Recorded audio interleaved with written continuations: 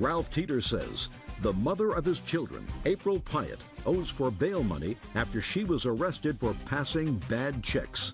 Mr. Teeters, how many children do you and the defendant have together? 3. 3. How old are they?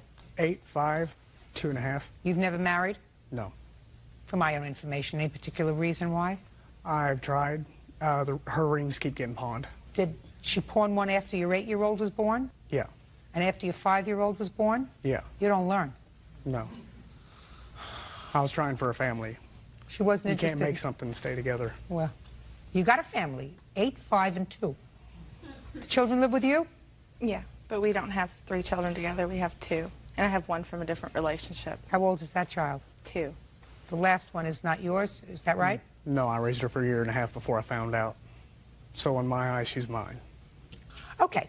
Your complaint is that you bailed Miss Pyatt out of jail, $1,000. You want your bail money back. Correct. Miss Pyatt has a defense. I don't understand it, but I'm sure she'll explain it to me. When did you bail her out of jail? I bailed her out on Valentine's Day. What was she in jail for? Bad checks. She had a heyday just writing checks. On whose account? Hers. She wrote checks on an account where there was no funds, according to you. There were no funds to cover the checks. Yes, ma'am. When did she write those checks? The late end of 2004 to beginning of 2005. Did you know about the bad checks? I didn't know about them at the moment, but after I found out, I took out a set of loans, paid off the first set. He was didn't with stop me her. on some of the- Just a second. It didn't stop her. She kept going. So, I mean, I You can't were keep living paying. together at the time. Yes. How much of a loan did you take out to pay out the first set of checks? I believe it was $1,100. Tell me about her arrest on the bad checks. On the 12th or 13th, she got up in a bad mood, decided to stomp through my coffee table. So I told her she needed to go or I was calling the cops. Called the cops, they picked her up. My daughter found out about it. She didn't want her mommy in jail, so I went to her mother, and her mom offered $500, and I put up the other $1,000. I bailed her. You went to her mother and got $500. Right. And then you put up the other $1,000 Right. because your daughter didn't want her mommy in jail. Right. Go ahead. I shouldn't have to pay for her getting in trouble. I helped her out because my daughter wanted her out. You know, I shouldn't be stabbed in the back for being nice. So, what is the theory of your court case? I want my money back. I mean, Well, I know, but what's the theory of your case? I'm tired of paying for a relationship that ain't there. Mr. Teeters, is that matter still pending? The What bad matter? checks, has that matter been No, I resolved? paid it in full, and not with the money, the bond money. Just a second. Are you on probation? No. What happened? I paid a fine of $25 apiece, and I paid the amount of the checks that I wrote. And they were wrote in a 3-day period. They weren't wrote. They were, first of all, written. Yes, they were written. Did you plead guilty and accept a fine and restitution, or was the matter still pending? Do you have to go to court? Do you have a lawyer? I want to know what... No, I pled guilty, and So you pled guilty, yes, and you were given a fine yes, and restitution. yes. Who are you living with now? My husband, When did you get married? April 18th. Is he the father of any of your children? No, he's not. How old are you? I'm 26. Do you see your children? only at her convenience. See, the guy that she's married to is the one she come to me for help from. She come to me saying she'd been beaten, she needed help, wanted away. I tried to help her out. You mean when she was, Right at the before time she you was- called the police, Yeah. she had come back to your house? Yeah, and the only reason she was even there in the first place is because she'd been beaten by this guy. Is that true? I think if you were beaten, you'd have bruises and marks. I don't ask, Yeah. don't, No, it was not true. why did you go back to Mr. Teeter's house? Because I was angry with Ed, and I needed. What were you angry with that about? He was keeping track of my income tax money and being controlling How long had you and Mr. Teeters been separated when you went back? for 10 months. So is what you're telling me, Miss Pyatt, that you went back to him and said, Ed is being controlling and I don't want to live with him anymore? Can you help me? Or did you say that he was being abusive? I said I was mad at him and angry with him, and that I wanted to rent my own home for my children and me, and if he could help me out. A church rented her an apartment or a motel room for a battered woman's thing, and that's where they only did it for one day, and I took over. And as far as her renting a place, I've got receipts here from where I pawned all Mr. of my Teeters, rifles. listen to me very carefully, sir. I'm going to give you some advice. I understand that you're tired of paying for her, but she did not borrow this money from you, and you did not loan her this bail money. According to you, you called the police because she was acting out in your home. The only reason you went to bail her out of jail, according to you, is because your daughter was crying and said, I don't want my mommy in jail. And she had agreed that me and her mother both get the money back. No, well, I didn't hear that, sir. I could have sworn I told you earlier that on the phone, whenever I talked to her, she had agreed that her mother get back the 5 and I get back the 1,000. When did she tell you that? That was the night before I bailed her out. She called you, I assume. Called her mother's. And you were at her mother's? Yes. What were you doing there? I was asking for help for her. Where April called, they'd been contacting me, trying to get up on money. And what did you say? I'd said I'd do what I could. Go ahead, I'm listening. He was at my brother's house when I contacted him, and I called and asked him that I had some money in my purse, which was $820, and that the rest of the money I needed help to come up with if he could contact one of my aunts or someone to help me come up with the rest of the money. But he ended up that night in the same jail I was in for possession of felony drug charges. So we were in jail together. Not my drugs. And I have Well, proof just of a that. second, were you in jail that evening? Yes. For what? I got picked up for wearing the jacket she was wearing whenever she got arrested. Go ahead. He was in the same jail until the next day when he was released. He came and brought my money that was in my purse, No. the money of my mom had gave him, Well, how much was your bail? $1,500. And your mother gave him $500. Yeah. Leaving $1,000 left. Yeah, 180, I don't know where it came from. He put that up somehow, and then 820 was in my purse when I went to jail. Where did you get $820? I worked, and my income tax check had just came in, Where were you working? a grocery store. And you kept your money? You didn't put your money in a bank? You I kept it all in couldn't. your I wrote bad purse? checks. She'd have to be saving for months at $5.15 an hour. No, I had income tax returns of $1,700. Show me. Okay. And I also have where he went to jail and an exportate order and a copy of what I spent my income tax on that he was keeping, my witness. That's part of the reason why I left. You have the stub from this check that you got? No, I don't believe so. How much did you receive? 1,700 and something. What'd you do with it? I cashed it Where? at my husband's bank, U.S. Bank. At the time, he was just my boyfriend. So your husband had a bank, and you cashed this. Mm-hmm. When did you cash it? It was at the beginning of February, I do believe.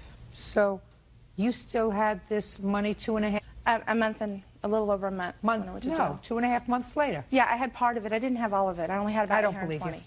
I was saving it so I didn't go to jail. I don't believe you. I don't believe that you had $820 in cash in your pocketbook. Don't buy it. Yeah, I had it. I don't believe you. I also don't believe that there was a loan. Yes, ma'am. Okay. You got to prove that to me, sir. Now, I believe that you called the police on her, and they came, they arrested her. Your daughter said to you, I don't want mommy in jail. You felt badly according to you, so you went to her mother to see how you could both put together enough money to get her out of jail. That's what you told me. Okay, now I work hard for my money. I've got custody of my 8-year-old daughter. No, we don't. We don't either one have custody. We haven't gone to court. I've got where DFS gave me primary custody over her until it goes through a judge. That's not a legal document, is what they told me. And they told me that... If it wasn't a legal document, that's just you'd so be she allowed don't to- have to change schools. It's so close to the end of school year. Okay. I have papers from my lawyer stating. Why do you have to agree to withdraw from any and all drug activity? Oh, that's the allegations by her. I've taken multiple UAs from DFS. I have proof of that where he's been arrested. I've taken multiple UAs from DFS that they drop on me on a random. To where if I would have failed one of those, my daughter would be in her custody and He would could not be take in stuff mine to now. make sure the Okay. test passed. Along with, I went ahead and I agreed to her restraining order, even though on here it's got the dates and everything that I pulled these rifles on her. But that's where I also got conned into, please help me get a place, my boyfriend's abusive, and pawned my Oh, rifles. God, what a dysfunctional group. I feel sorry for all of your children. Yeah. Your daughter is living with you? Yes, ma'am. And he's kept her And away you from me for 2 months. I haven't even got to see Listen her. to me, madam. You think that I believe that you moved back in with him even for a couple of days because you told him that your boyfriend was being controlling about your income tax return money? I just asked him It to stay didn't there. happen that way, Miss Pyatt. It didn't happen that way. You went back to him and said, he's beating me up, and he's assaultive, I need a place to stay, and he helped you out. I mean, the fact that he's stupid, he doesn't get any rewards from that. He also did not make a loan for this. I wouldn't say he was beating me up. That's Miss Pyatt, certain things make sense and certain things don't make sense. It doesn't make sense for somebody to take you back into their house with 3 children, only 2 of whom are his, biologically. If you said to him, I'm not getting along with my boyfriend. He was stalking me the whole time. He kept begging me to come back. He was stalking you? Yeah, he hid out in the bushes. He was stalking you the whole time, so you went back to him? Is that what you're telling me, Ms. Pyatt? It's stupid. You're an idiot. Anyway, you're an idiot, but you're an idiot who doesn't owe him any money. Mr. Teeters, I suggest that you put it down. I suggest, Mr. Teeters, that if you believe that you are a more appropriate caretaker of your children than the defendant, that you follow through with any custody proceedings that are currently pending. I think that both of you, I don't know how old you are, sir, but certainly she has to grow up. You work? Yes, I do. What do you do? Roofing. Good. You keep your hands to yourself. That's all. And he assaulted you because he believed that you were messing around with his wife. You want your bills paid, your medical bills, your dental bill. Mr. Podany said he was sort of defending himself because you went after him first. Anna, let's see. You weren't arrested for this assault, sir? No, I wasn't. Lucky. Okay, Mr. McDonald, how do you and the defendant's wife know each other? I've worked with her for 6 years. She also is a friend. Tell me when this assault took place. The assault took place September 16, 2006. It took place at my place of work. Me and Joan went to get something to eat. We returned... What time? At 5:30. After the place closed? After work, yes. What kind of work do you do? I do hair for a living. So after work, the place closed down and you and the defendant's wife went out for dinner. Is this the first time you did that? No, I have worked with Joan for 6 years. So you've gone out for dinner before? She's been a manager at a business I owned before. So yes, we've gone out to eat before. Nothing else, just dinner? Just dinner. Ever anything else other than just dinner? No, just dinner. Went out for dinner. That was about 5:30. What time did you get back? 6:30. And you, I assume, came back, you went in one car? Yes, went in my truck. You were coming back to pick up her car? Correct. That's the scene. Tell me what happened. We pulled up in the parking lot where I work. As I pulled up, I saw that Mike was in the parking lot also. Had you met him before? I've known Mike for most of that 6 years also, to the point of actually playing cards and stuff together. Pulled up, I saw Mike starting to walk towards my truck. When he got up next to my truck, I rolled down my window. Mike punched me through my truck window. I then ended up trying to get out of the vehicle. I was unable to get out of the vehicle because he kept shutting the vehicle. So I went over the passenger seat, got out of the vehicle, asked him what was up. His response was that I was messing around with his wife. We told him that we had gone out to eat. I actually had the food container from going out to eat in my vehicle. I gave that to him. Shortly after, the police responded to the scene, asked what... Who called the police? I think a witness in the parking lot called the police. They responded fairly fast. They separated all three parties. Everybody shouting at everybody else? No, it wasn't that. They just separated. There was actually 3 squads that showed up on the scene. They separated Joan, Mike, Where and was myself. Joan? Joan was with me during this time. She was in the passenger seat, so she also had to go out. She was there when the police showed up. The police asked me if I had been assaulted. I said I had. They asked me what I wanted to do about it, if they wanted to charge Mike. I had said no, but I did tell them, at the time I thought I was going to lose a tooth that was already a fake tooth, so I knew it was going to cost me money. So I told him if I lose my tooth, I'd like to have him pay for it. And I also asked the police to let him know not to come around me anymore from that point on. Hindsight, I wish I would have pressed charges at that time. At the time that that happened, I did not, because I knew that that would potentially cause some trouble for their home. Plus, I know that Mike had some potential trouble in the past, and I did not know if that was going to create a bigger problem than what they already had.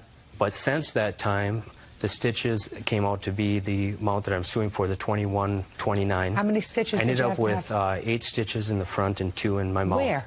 Right there. I have a scar from it. Well, it all started back when I asked my wife if they've been messing around, and she said, no, they haven't. And then she tells me that she's not in love with me anymore. She told me that night that she's working until 6:30. So we were supposed to go out. We had an engagement to go out on a buddy's yacht to go boating. I called her up. She didn't answer the phone. I called her cell phone. She didn't answer that either. I thought maybe she was just cleaning up, so I thought I'd swing out there and help her clean up. What time was she due home, sir? 6:30. So you swung out to see if you could help her clean up? Right. And the place was all locked up, closed up, and her car's sitting out in the parking lot. What time did you get there? Must have been about 5:45. So you waited? So I waited, and I called her on the phone. Of course, she didn't answer. next thing I know, they pull up together in his truck. I walked up to angry at what's been going on because I've been accusing her, actually these two, of screwing around for a while now. And I walked up to his truck, and I thought he was going to, since I was mad and angry, I thought he was going to kick the door at me, so I grabbed it, and when he rolled down the window, I punched him. So I'm, defending my family, trying to protect it. And No, you're not. I think I was. And now they're together. Well, but you're not, sir. You're not allowed to do that. Even if they were doing more than just having dinner after work, you're not allowed to put your hands on somebody else. I know I'm not supposed to hit him, and So I know why it was did you do wrong, it? but How many other people have you hit when you got angry? none. You've been in trouble with the law before? Yes. For what? Fraud. Nothing other than fraud? No. Is it a long time ago or recently? A long time ago. Okay, what kind of work do you do, Mr. Padani? I do home inspections. You have children? Yes, I have 4. How long are you married? 10 years. How old are your children? I have a 9-year-old with Joan, and I have 2 20-year-olds and a 17-year-old. With your former wife? Right. How long you divorced from your former wife? 15 years. Was it your idea or her idea? Both. So you fell out of love with each other. Right. You fell out of love with each other. Right. And then I raised those 3 kids. Good. I mean, that's nice. But you fell out of love with each other. Because Right. that happens. You understood that happens. Right. You didn't beat her up, did you? Because she fell out of love with No. you. She didn't beat you up because you fell out of love with her. No. Right? Never hit a woman. But it happens. It happens. It happens. It does. It happens. Happens. She doesn't say that you have the right to hit him. No, I'm not proud of hitting him, but Fine, so then you have to take care of his bills. How much were your bills? The medical bills were $21, $29. I had to have the truck cleaned out. That was $175. The clothes I was wearing was $125, and I missed a day's work following the incident, which was $500. I was told he didn't miss any work. Whether he missed any work or not, sir, he's not even suing you for pain and suffering, which you should. Absolutely should. You have no right to put your hands on somebody else. He's suing you for $29.29, which is nothing. If he would have sued you for $5,000, I would have given it to him. What? Since then, I've had to get a restraining order against him because he's actually contacted my ex-wife to find out where I live. Judge Judy continues in a moment. You moved on once? You survived? Move on again. How old are you? 41. 41. You're a baby. I got a son 42 years old who's never been married once. You're looking for wife number 3. Tell me your secret. And later today, Do you have a gambling problem? No. You have a drug problem? No. Your aunt says it was about $150,000 that you blew.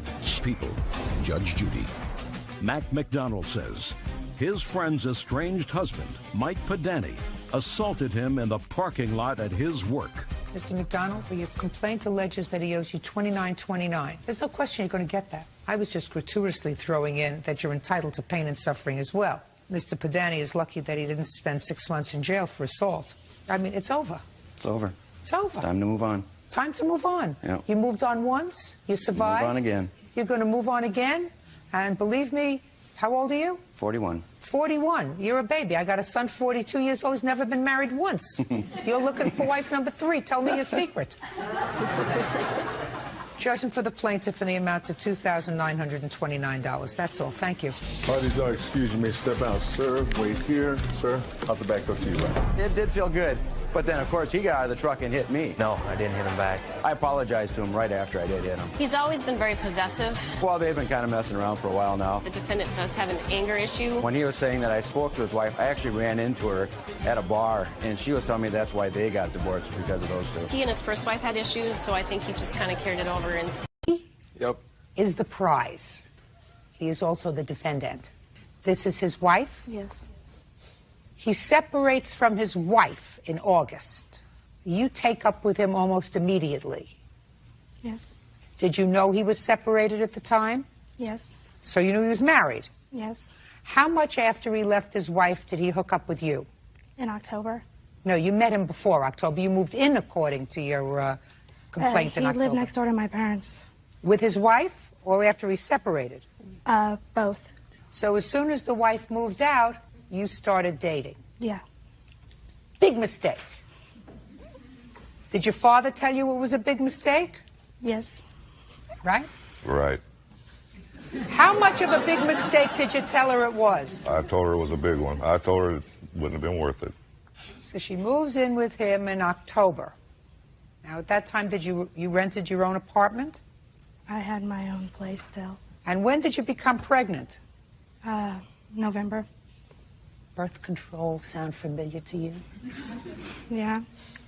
What did you say to her when you found out not only was she living with him, but she was pregnant? They always tell me when I'm on the road, so I'll be calmed down when I get home. And what kind of work do you do, Mr. Dennis? Truck driver. Well, then it seems that Mr. Eby decides to go back to his wife. Your lawsuit for two things. For a couple of months' rent that is still owed after he moved out, and for the value of car that you purchased for him, Mr. Dennis. You purchased an old car, $500? Yeah. Now, Mr. Eby says that the car was a gift and that you paid the bills while you were living there, but after you moved out, you changed the locks and you're not responsible for anything else. Yep. Mr. Dennis, I want you to tell me about the car. She worked first shift. He worked second shift. She was getting off at... Where? She worked at a daycare, and he worked at a place called Cook's Foods. She was getting home about 4:30. He had to be to work by 4:45, which he was always being late. So I told him, I didn't tell him nothing really. I went out. I went to a car lot and asked them if they had a car for about $500. So on the way over to pick up the car, I asked him if he could get insurance on the car. And he said no.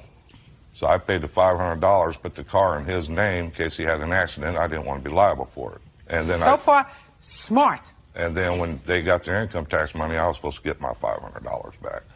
And that never happened. What do you mean when they? You mean the two of them? Well, he filed, but he put her kids on his income tax so he could get more money. How many other children do you have? 2. You have enough children. That's what I told her. She had enough at one. Mr. Dennis, we could have been twins. Who takes care of these 3 children? I do. Well, I'm still carrying one. I take care of the other 2. Where are their fathers? My daughter's dad is deceased, and my son's dad lives across town. And you're still living in this house? Yes. Emily, you have to find another hobby. Making children is not a hobby. I know. Let's get to the car part. I offered to pay him back $500 a couple weeks later at Red Lobster on the 12th of April. And he declined my money. I had the money for him. He said no. What did he say? He said, no, I don't want your money. I want the car. I have the title right here. And these are the things they forged. You have the car, right? Yep. So try yes. It sounds nicer. You know, how many children do you have? I have 1. You have 1 now. Yep. Yes. Yes. Did he offer you $500? No, he said he was willing to pay me $500 for it, but he didn't have it then. Oh, but you said you had it.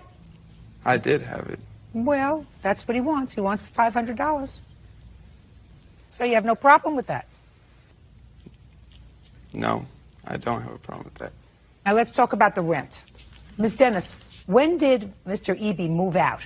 April 9th. He walked out. Why? He told me he's taken his daughter to his aunt's house and never returned. Did you change the locks? No. What month's rent are you claiming that he owes you? Well, I paid April's myself, and I've paid May's. But he wasn't there in May. Well, yeah. Why didn't he pay any of April's rent? Because I got my paycheck from work, and I paid it because he was in between jobs, and he didn't have a paycheck at the time to pay it. Did you move out on April? Why are you laughing? Because I never technically moved out of there. I came home. Locks were changed. When? On the 14th of April. Okay, so how much was your half of the rent? I paid all the rent. In April? Yes. All she gets for a check is from welfare. Who paid April's rent? Do you have a rent receipt for April's rent? Nope. She would have it. Because I don't have nothing because she wouldn't allow me back in the house. I see the receipt.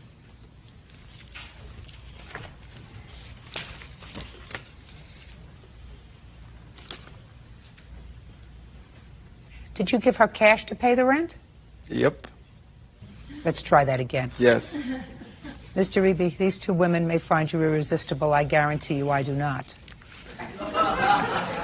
Okay. The only month that I'm interested in is April.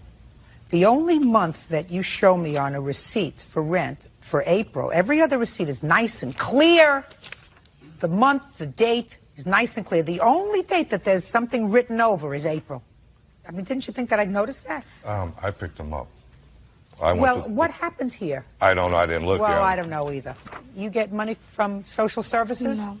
Other than your job, how do you support yourself? My son's dad pays child support. You get Social Security for your son, for your child whose father is dead? No, I don't. Why not? Because he didn't work. Another winner. You help her? More than we should, but yeah. What is she going to do after her lease is up? She's moving into our house. Who else lives in your house, Mr. Dennis? All of them. That's why I drive a truck. You have 3 children? Three Yes. children? Mm-hmm. She the only one with children? No. How many of the others have children? All of them. Mr. Dennis, you missed the class on teaching your children birth control. No, they missed the class on listening. They missed the class on listening. All right, now, Mr. Eby, you have a counterclaim. If my memory I'd like to is go back correct. for a second. What? Things they had forged. You mean forged with regard to the car? Yeah. Listen to me very carefully. Put that down, sir. Put the papers down. Other than the fact that you told me that you agreed to pay him back, and you said to him, here's $500. I'm going to pay you back for the car, I would have ruled in your favor because there was no loan agreement. But you agreed to pay him back. So you're going to pay him back, and I don't care if they forged the Declaration of Independence. You're going to pay him back for the car. I offered him, he said no. Now he says yes. Now you're going to pay him back for the car, not for the rent. She lived there. She's going to take care of the rent, and she has taken care of the rent. Now, let's get to your counterclaim. My counterclaim is for my living room set that she still has. My entertainment stand, TV, VCR, movies, Xbox, etc., washer and dryer. Now, did he purchase all of those things? No, he didn't. Who purchased them? I did. All of them? Yes. Let me see the receipts. I don't have receipts. I didn't think I was going to get into a situation like Well, this. just a second. When you moved into the house, he was already living there. So I want you to be very careful with what you tell me. Your father is a backup, and your father and I are almost soulmates here. Do you understand, Miss Dennis? You moved into his house, and because according to you, his wife left. He was still living there, and a couple of weeks later, you move in. Yes. With your 2 children. Did he have furniture in his place when you moved in? He gave it all to his wife. Everything? Yes, I even had to provide a bed for his daughter. Mr. Dennis, did Aaron over here have any furniture? Yes, he did. He did, but he Stop doing that. He threw tantrums once in a while, and he'd start throwing his furniture out of the house, and then by the garbage, and then they'd pick it up and haul it off. He did that a lot. What did your daughter move in with? Well, we carried a big screen TV in there, sofa love seat, her bedroom set, her daughter's bedroom set, and her son's bedroom set. That's what we What about a washer dryer? That was already in there. Is that yours? You want it back? Done. What else do you say that's there, sir? TV, VCR, movies, Xbox, couch. Well, just a second. How many TVs were in the house? 1. That's hers. Nope, hers got repoed. First of all, we have 4 TVs in our home. Oh, you do? Well, one of them must belong to him. We can And he can have it. It is downstairs. Oh, fine. That's not the TV. Listen to me. You're lucky I'm listening to this at all. Because you two have to find another hobby. You have enough children for a while. Caused enough damage. Judge Judy continues in a moment. And later today, I told her that I didn't understand why she would do something like she had done. He had done everything to help her. It really hurt. real cases, real people. Judge Judy. Emily Dennis and her father, Rodney Dennis, are suing the father of Emily's unborn child, Aaron Eby, for rent, bills, and the value of a car. Aaron is countersuing for the return of his furniture. Washer, dryer, and TV. He's going to pick it up 5 days from today. Okay. Do you speak to him? No. Do you? No, but I can. I mean, it won't bother me. Fine. Then Why don't you? He knows my number. Why don't you make arrangements to go and get it? All right. So, I read your answer, Mr. Eby, and according to you, you're not even sure that this baby that Miss Dennis is having is yours. I have a feeling it is. But I'm sure you're going to do a paternity test. Yes. Which is a very good idea. And that means that the two of you are going to be joined in some way for the next couple of decades. So I suggest you start to act responsibly and reasonably towards each other. And he has a very calming effect. At least he did on me, had a very calming effect. So I suggest you keep him as a friend. Do you understand? Yes. Do the right thing with him. He's tried to do the right thing with you. Got it? Yes. Good. You took him back? Yeah, I did. No, I didn't. Yeah, I did is fine. Yes, I Good. did. Shh, say nothing. Sit down. You taking him back is your problem, not mine. Very good. Judgment for the plaintiff in the amount of $500 on the counterclaim. You'll have the property as I outlined it in 5 days, and Mr. Dennis will take care of seeing to it that it's picked up. Thank you. Parties are excused. You may step out. They went out to my car, stole the bill of sale, forged my name on it. He moved in 2 weeks after I left. He was no good. Trying to get me a ticket because the cops were going to write me a ticket for possession of a stolen vehicle. He left me for his drug addict wife. All the furniture was ours. I'm carrying his child. Yeah, I'd like to have him be part of it, but... Mamie Carter says her son's former friend, Michael Powell, damaged her home while she was on vacation. Mamie claims Michael threw parties the entire time she was gone. Miss Carter, you hired the defendant to sit while you and your son went on a vacation. And according to your complaint, you came back and found your house trashed, some alcohol missing, and the place generally a disaster. How old are you, Mr. Powell? I am 27 years old currently. And what do you do for a living, sir? Currently, I'm a waiter, and what were you doing when you were engaged by Miss Carter? Full-time college student, Your Honor. Full-time college student at age 27? I'm on the 10-year plan.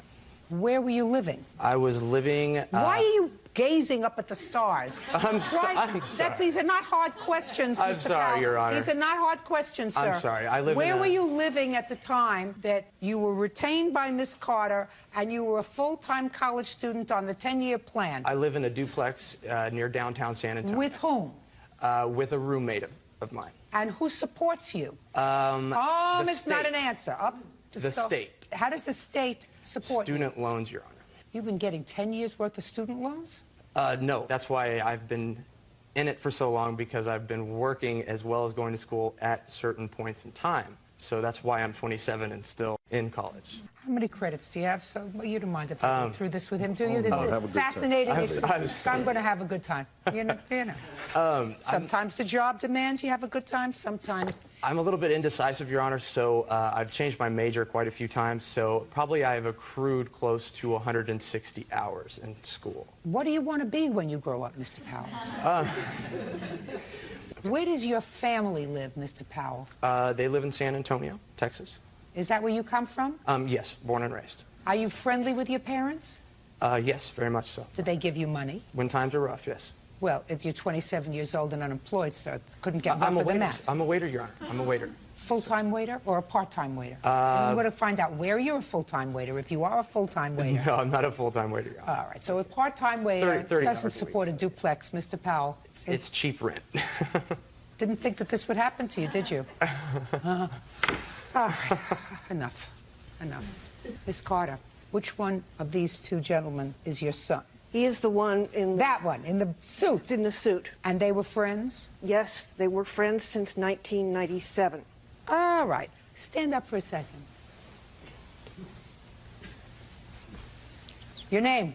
Curtis Carter. Curtis, where do you live? With your mother? No, I have my own residence in San Antonio. Perfect. Who supports the residence? I do. What do you do for a living? I'm an investment broker. Very nice. Did you buy that suit all by yourself? She helped me out. Who paid for it? Gosh, my mother did. Gosh. What? Gosh. Ouch. Gosh. My mother did. Do you make a living? Yes. Okay. And you've known Mr. Powell for about 10 years? Approximately.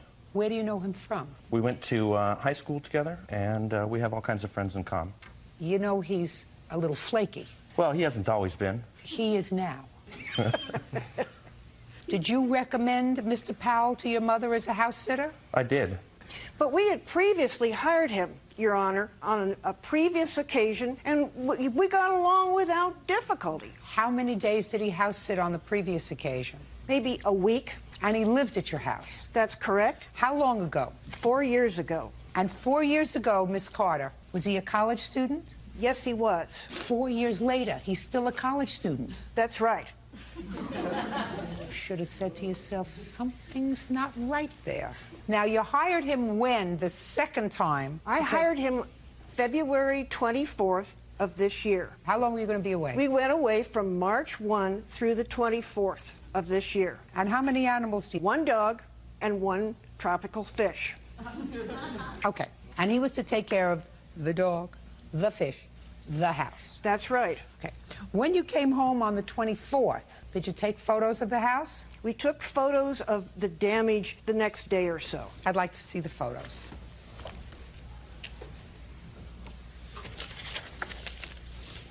Are you an otherwise neat person? Not particularly. Now, where was this brick wall? The brick wall is outside my kitchen. Somehow, it was knocked into the driveway. A 4-foot section of it was knocked in. Your Honor. Okay. I mean, it wasn't a 4-foot section. It was maybe more like 2 to 2.5 feet. It was about 15. I know because I bought the bricks. There was... I want you to tell me, Mr. Powell, how the brick wall fell down. All I can really tell you is I believe it was because she lives in Almas Park, which is also a basin. It floods there a lot. Just a second. Did it flood the 3 weeks that she was gone? No, Your Honor. And we are not in the floodplain. You have to give him a chance, Miss Carter. Don't interrupt him. Either way, Were you leaning against it? I was leaning against it, indeed. You were leaning yes. against it when it fell over? When it started to tremor, and then, boom, fell down about close to 15 feet into the driveway. But I also have leaned against it. I told you, don't interrupt him. So you were leaning against the brick wall, and it fell over into the driveway? Indeed. And you tried to fix it? Indeed. Indeed, I did. Did you fix it? To the best of my ability, I had my friend over here, Jason, and his brother-in-law, who does construction and mason work. 27 years. Helped to put the brick wall back together again. And I even planted flowers in the flower pots because I felt bad about the whole situation. On what date, Mr. Powell, did the brick wall fall down? Well, I'm basing this on the plaintiff's statement. She said I No, got it on I don't want you. Well, the plaintiff is in Africa, on the plains. Okay. You are on her brick wall. Okay. So you tell me what date. Let's go back a second, Okay. Mr. Powell. You're 27 years old. Yes, Your Honor. You're a 10-year veteran of college. Yes, Your Honor. How many brick walls in your life have fallen down when you were leaning against them? None since that one, Your Honor. Before this one? Any before? No. So that would be an event that you would remember. Now, Indeed. on what date did the brick wall fall down? February the 27th. That would be before she left. Oh, I thought she said she left the February the 25th. See, this is the problem here, Your Honor. It's been so long since the whole incident has occurred.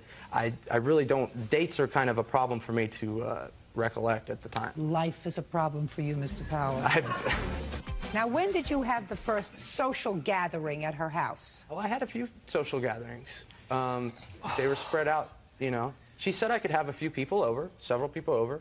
She said there wasn't a problem with that. So I did have friends over. That's not true. Don't do it again. Otherwise, I'll say goodbye to you.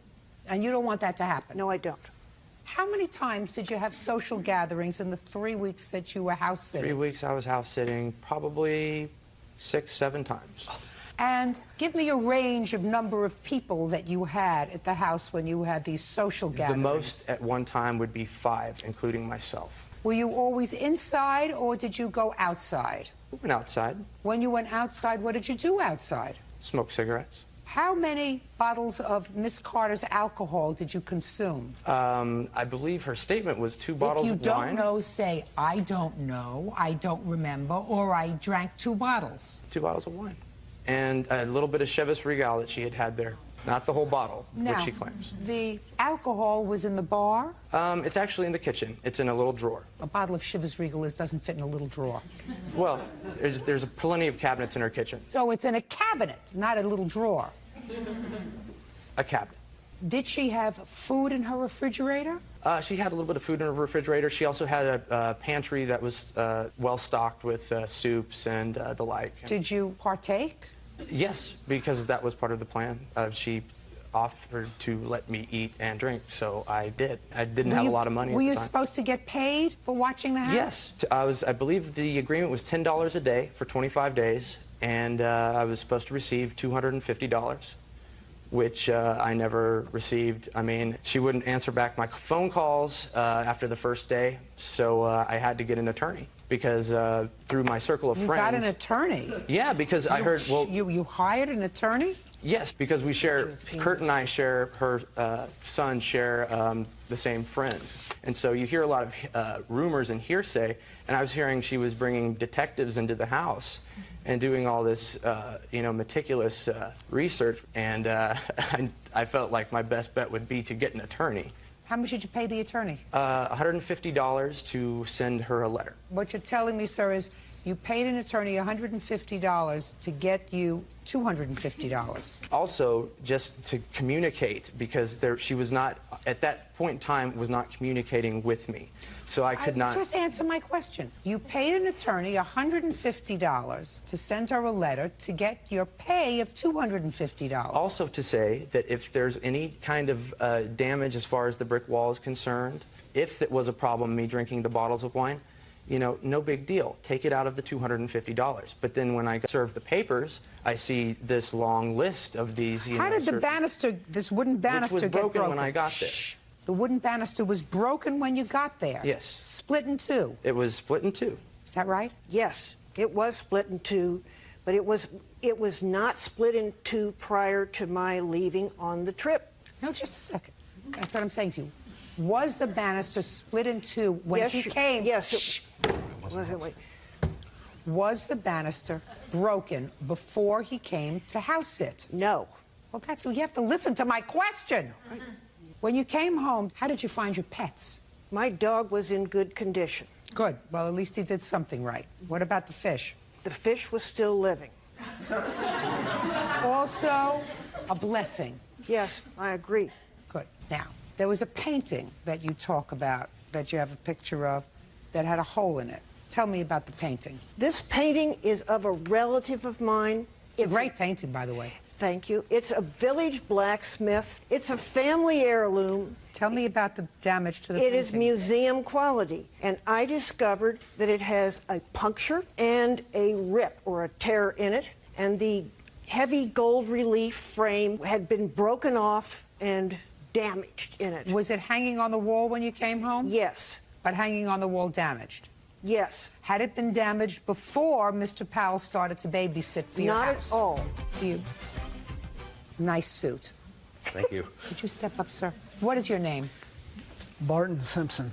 Mr. Simpson, you're a neighbor of the Carters? Yes, ma'am. Tell me what happened in the household while Mrs. Carter and her son were in Africa. The first thing I noticed was the defendant's red car, because Miss Carter's car was gone, and it had the writing of a wax on it that would be indicative of the police impound lot in San Antonio. As time went by, the flowers started dying on the terrace and trash started piling up on the terrace. And then as more time went on, I started seeing Miss Carter's treasured dog running around the neighborhood. So I started making an effort to catch the dog and bring it back to the backyard. On the third occasion... You mean the third occasion that the dog was... The third occasion that the dog was running around the neighborhood, I took the dog home to find that the terrace door was wide open. Okay. Did you go inside? I looked in the door, I knocked on the door, I yelled for somebody inside. When I looked in the door, I noticed the back door was also wide open. So I walked in the house to release the dog into the house. I walked in to close the back door. The first thing I noticed was it looked like there had been an ongoing fraternity party in the house. There were electric guitars up on the couch. The tables were covered with booze. The ashtrays were overflowing with cigarettes and what looked like to me the burnt ends of reefer cigarettes in the ashtrays. It looked like there had been an ongoing mosh pit fraternity party, and there was a cat in the house and dog feces on the floor. Thank you, sir. He came by once to tell me that the dog was wandering around the neighborhood, and I didn't know who he was because I had never met him. Mr. Powell, let me tell you that Mr. Simpson just related to me something that I believe, that he went into the house when you were not at home to return the dog to the house. You were not there. He described the inside of the house. That's all I want you to address, sir. The inside of the house. And I want you to bear in mind that I believe him. Okay, I understand that. Well, when he came over to the house, if he saw beer cans, there were probably some beer cans. But that doesn't mean I drank her liquor or drank all this wine. I mean, there wasn't wine bottles. There was just empty beer cans, which I picked up, threw away, And what about the dog feces that were there? Did you clean up? That I cannot, no. There were no dog feces. This no. I want you is to bear 14 in mind. years old, Your I Honor. want you to bear in mind that I believe, You believe him. Okay. So if you didn't clean it up, it was there when she arrived home. No, Your Honor. It was not there. Well, then somebody cleaned it up. I cleaned it up. If anything happened... Oh, just a second. Well, you just said you didn't. I was saying that I didn't his testimony is I don't agree with his testimony, even though you do. Listen to me. I don't care whether you do or not. The dog's 14 years old. I'm telling you that I believe him. So if the dog messed in the house and you didn't clean it up, which is what you said at first, that means that she found it when she came home, unless you had Cinderella come and take care of the house at some point. Your Honor, I took grounds to try to repair her brick wall. I tried to do as much cleaning as I could with the time that I had. Like she says, she's not exactly the most cleanest person in the first place. The house is very messy to begin with. Who smokes? Do you? I smoke cigarettes, yes I do. Do you, Miss Carter? No, Your Honor. Who else lives in the house with you? No one. Cigarette ashtrays were brought from outside into the inside. Oh, that's why. So unusual. People usually do just the opposite. Maybe when you graduate, you'll start doing it the other way. Most people take cigarettes and take them outside. So what you're telling me is you and your friends had cigarette smoke outside and all the dirty, disgusting cigarette butts, when you were finished smoking outside so you shouldn't smell the house, you brought them back inside. They were cleaned and gathered in a pile, Your Honor. No, just, you mean the cigarette butts were cleaned and gathered in a pile? Let's call it an organized mess. Put everything together, throw it away, put it into the trash can, and take it out. But it hadn't been thrown away, sir, because he came and he found it there. At that particular date. All right, I had enough. Miss Carter, listen to me. How much did it cost you to fix the painting? About $1,000. No, show me the bill. Come on, see the bill. I finished torturing Mr. Powell. Finished torturing him. You big slob, Mr. Powell. You took advantage of the situation. Make parties in your own condo. Don't make parties in somebody else's house. It's outrageous to treat somebody else's house with such disrespect. 27 years old. Your parents should be very proud of you. Very, very proud of you. No You're on the damage done I'm to her speaking. painting. You're on a 10-year plan. You'll never grow up. As long as somebody else is footing the bill, you're going to continue to be a big baby. How much did it cost you to clean up the house and to do any of the brickwork on the house? The brickwork cost $1,285. Clean up on the house. I had a maid service for $40. All right. How much did it cost you to fix the banister? $135. All right, it's $3,460. You better start waiting on a lot more tables and working a lot more than 30 hours a week. Do I make myself clear? Yes, Your Honor. Goodbye. Twentis is suing her ex-boyfriend, 24-year-old Christopher Peterson, for a bounced rent check and the resulting fees. Miss Davis, you and Mr. Peterson lived together for a period of time. He was your boyfriend. Your financial arrangement was that you would give him half of the rent check, he would put in his half of the rent and pay the landlord. But according to you, you gave him your half of the rent for October of 2006. You had an argument somewhere at the beginning of October where you called the police and had him removed from the house. And he left. He left and he closed the bank account on which this check was drawn, so the check bounced. You remained in the apartment and were forced, according to you, to pay the entire rent, including his half of the rent. Mr. Peterson says, through really no fault of his own, you weren't getting along, you'd had an argument, you went to the police, you had him removed, he wasn't living there, he doesn't have to pay rent, right? That's right. So, Ms. Davis, when did you move in together? May of 05. And when did this incident occur, October of 06? Yes. What day in October? October 9th, I believe. Is that right? That's wrong. What date? October 6th. Now, Ms. Davis, you're going to tell me exactly what happened on October the 6th. On October the 6th, Mr. Peterson went out to my car without my permission, went into my car, grabbed a pack of cigarettes out of my car for himself and one for me as well. I did not ask him to do this. He did not have permission to go out to my car. When he came back and I discovered that he had taken a pack for himself as well, I was a little upset. And I confronted him on it and he lied to me. What did you say? I asked him if he had taken the pack, why he had taken it without asking me. And he said that he never took a pack and called me a liar. When I confronted him on it and he lied to me yet again, I got upset and basically told him I was done with the lies in the relationship. And when I told him I was done with the relationship, he didn't take that kindly. He said he was not going to give up on the relationship, that he was not going to leave, he wasn't going to give up on us. And when I told him that he did not have a choice, because I was done, he started punching himself in the face. Show me how he did that. He was pacing back and forth in the room that we were talking in and just started pounding on himself.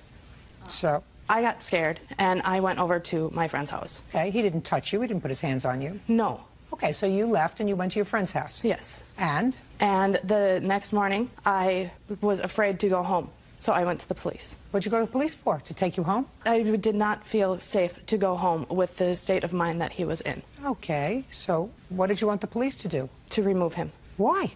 So that I could go home. Well, it was his home too. But I was not safe in my own home. But it was his home. It was his home too, yes. So if you're not safe, he hasn't done anything to threaten you. He hasn't done anything to harm you. He hasn't put his hands on you. If anything, he was, according to you, he was hurting himself. He was acting, you know, in a self-destructive way. So if you felt unsafe because you didn't like his mental state, why didn't you just leave? I didn't feel I should have to pack up everything in the apartment that was mine and leave because he was unstable. Can I see what you told the police, please? I filed for an order of protection. I didn't have a police report. What did you say in the report that gave you an order of protection? I told them exactly what happened. No, I can't believe anybody issued you an order of protection based on that. Oh, you lied. No. Oh, yes, you did. No. You said to the police the reason that you were coming to ask for assistance is because he physically threatened you by raising an object over his head to throw it at you and yelled and screamed and called her names. He had done this prior to this date. Evicted from the house. You had reason to leave yourself if you wanted to leave, but you had no reason to force him out of the house. None whatsoever. Okay. Mr. Peterson, you want to tell me your version of the events? What happened? First of all, I don't understand this business about going out. You live together, you're sharing a house, you're sharing a bedroom, you have an intimate relationship, and she gets upset because you went out and took 2 packs of cigarettes instead of 1. Did you go out to the car to get a pack of cigarettes for her? I went out to the car to grab a pack of cigarettes for her. I asked her that night, and she said yes. He'd never No, don't speak now. Don't speak. You have to be quiet. Because it's his turn to testify. Did you see how quiet he was when you were testifying? Now it's his turn. I asked her permission the night before to grab a pack of cigarettes. Are you on some sort of medication? Listen to me, Miss Davis. Are you on medication? No. Then I can speak to you frankly. I said it once. When you were testifying, he was quiet. He didn't interrupt. Now it's your turn to be quiet and allow me to take his testimony. Do I make myself clear? Yes. Good. The night before, I did ask permission to go to her car and get a pack of cigarettes for myself. She was okay with that. I don't understand why there was this whole big hullabaloo because of the cigarettes, so it must have been something else fomenting in the relationship for a while. It was because I was also unemployed for at least 3 weeks, and She was annoyed because you weren't working and weren't buying the cigarettes. That's correct. Gotcha. Okay. So what happened when you came inside, Mr. Peterson? What happened was I came inside. I went to try to get into my bedroom. She had the master bedroom door blocked. I don't know why she had it all blocked, but after an hour and a half, 2 hours later, she had the door open. There was this mysterious odor in the air, as if she was smoking something funky. Mr. Peterson, did you at any time on the 6th of October threaten Miss Davis? No. Did you at any time on the 6th of October pick up an object to throw at her? No. Had that ever happened in the past? No. Did she give you her half of the rent? Yes, she did. For October? Yes, she did. And you didn't pay any of the rent? I did pay the rent. I had my half in my checking account. She gave me her half. When I closed out my checking account, I made sure that all the money was still in the account. Okay. How much out of pocket are you, Miss Davis? I'm out $914. From what? I gave him $467, plus his half of the rent, plus the late fees and the non-sufficient His funds. half of the rent he's not giving He's you. still on the lease. I don't care whether he's still on the lease. You threw him out of the house without just cause. You threw him out by lying to the police. And you're not being, listen to me, and you're not being rewarded for that. If you felt unsafe about going back to your home because you felt as if he wasn't acting in an appropriate way, then you go stay with your friend, you stay with your family, you find a new apartment. But you don't lie to the police and have him thrown out. So you're not getting his half of the rent. Period. The money that you gave him, that he is responsible for if you didn't get it back. Now, so my question is, did you get that money back? I have not seen any money from him. So how much was his half of the rent? $363. And you gave him $467 I gave him rent? $467. Why would you give him $467 if his half was $363? Part of it was supposed to go toward another bill that did not get paid as well. What bill? A credit card bill. Okay, well, then that's what he owes you, $467, not $900. You had no right to throw him out of the apartment, and you absolutely didn't have any right to lie to the police. Judgment for the plaintiff in the amount of $467. That's Do all. I get Thank the you. late fees or anything like that? Absolutely not, madam.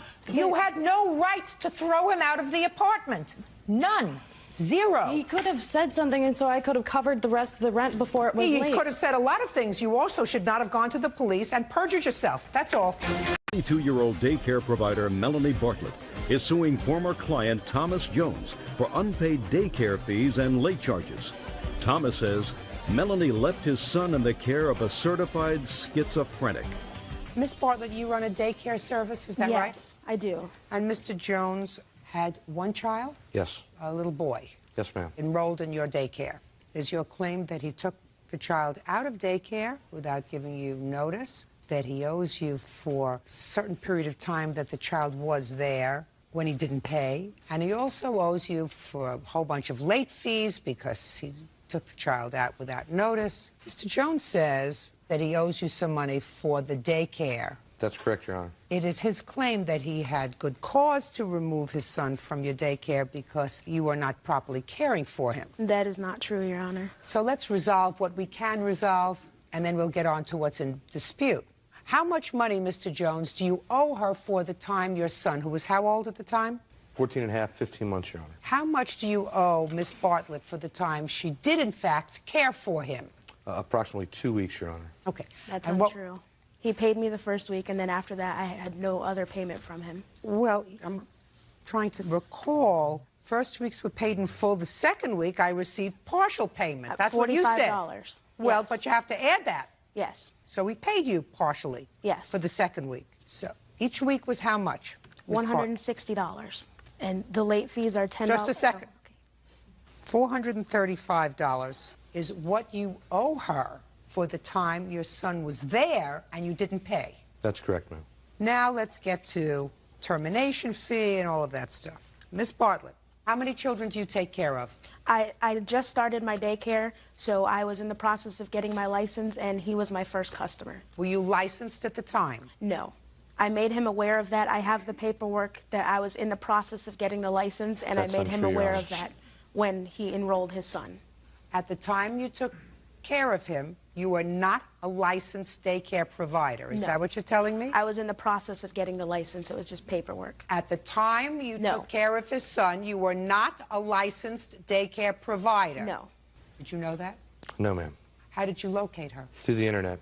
Do you have a copy of the ad? Unfortunately, I do not, Your Honor. I do. Let me see it, please.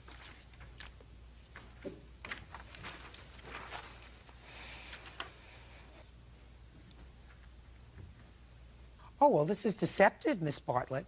Melanie Bartlett, that's you. License number upon request. The only choice was to put in a license number or to say upon request. And I was No, in the process. choice is I don't have one. That's your choice. When I say it's deceptive, it says upon request. Upon request means I have one and I'll give it to you if you ask me for it. So that's deceptive. Now let me see the contract that he signed. In the contract, do you say that you are not licensed? I didn't mention anything about being licensed or not licensed in the contract, no. Well, then that's deceptive, Miss Bartlett. That's one thing. Got to ask questions. Yes. Better questions when you're turning over the most precious commodity that you have to somebody that you don't know your license. Check to make sure it's a valid license with the state.